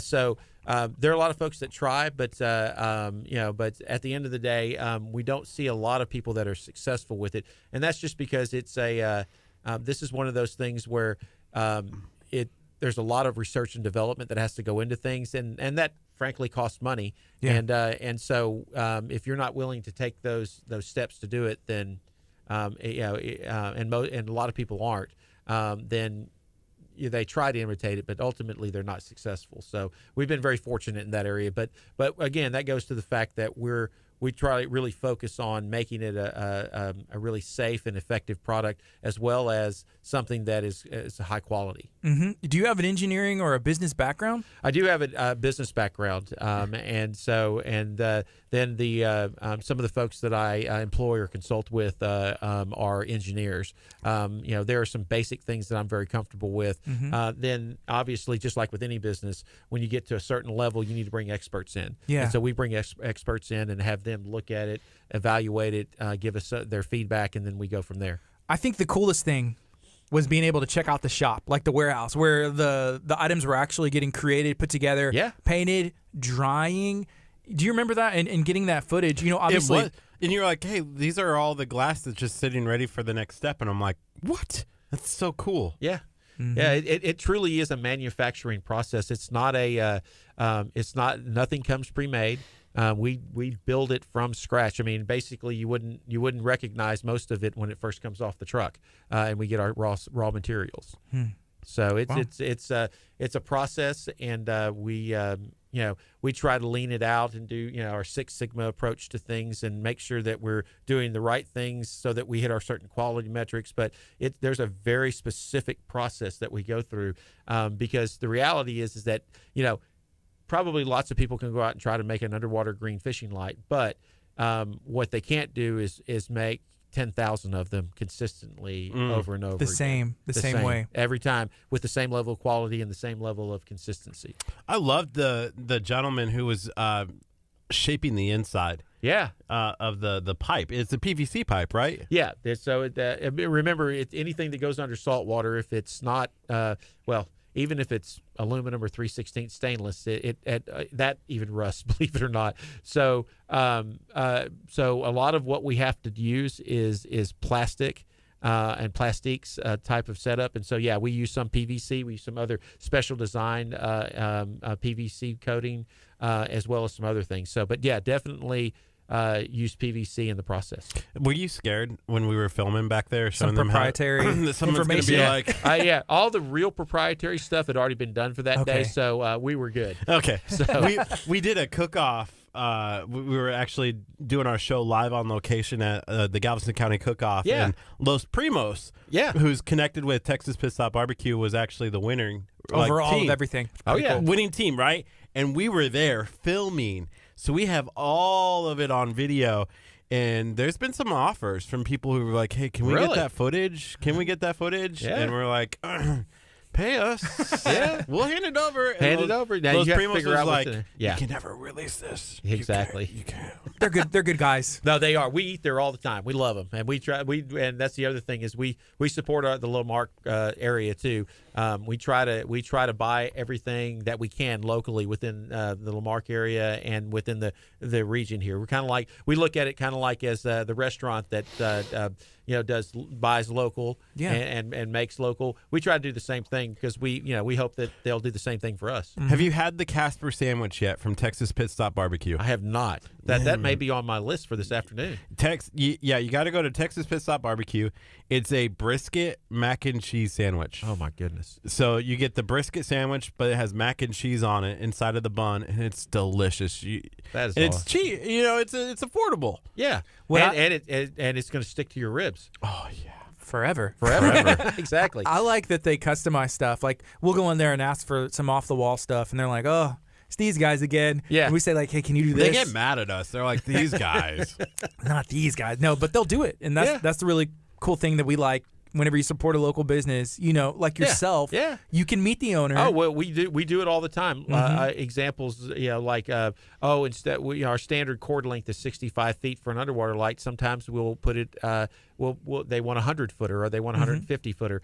We have situations where we have to design special brackets so they can mount their light in a special way, or they wanted a special color. We do blue, and we'll do other things because that's what the customer wants.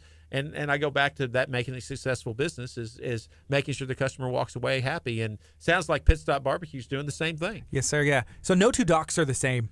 No. Even if it's neighbors, right? Yeah, there's going to be something different. There always is. So there's always a bit of customization that has to go in to everything. Yeah, you have to really look at it, understand it, understand how the dock is set up, what the water depth is, what type of fishing they want to do. What are they using it for? I always ask the question, do you just want to look at the fish at night, or do you want to catch the fish at night? Bring them in. Exactly. Yeah. And a lot of people, believe it or not, just want to look. They just want to go out in the back and they want to see, the big swirls of fish back there.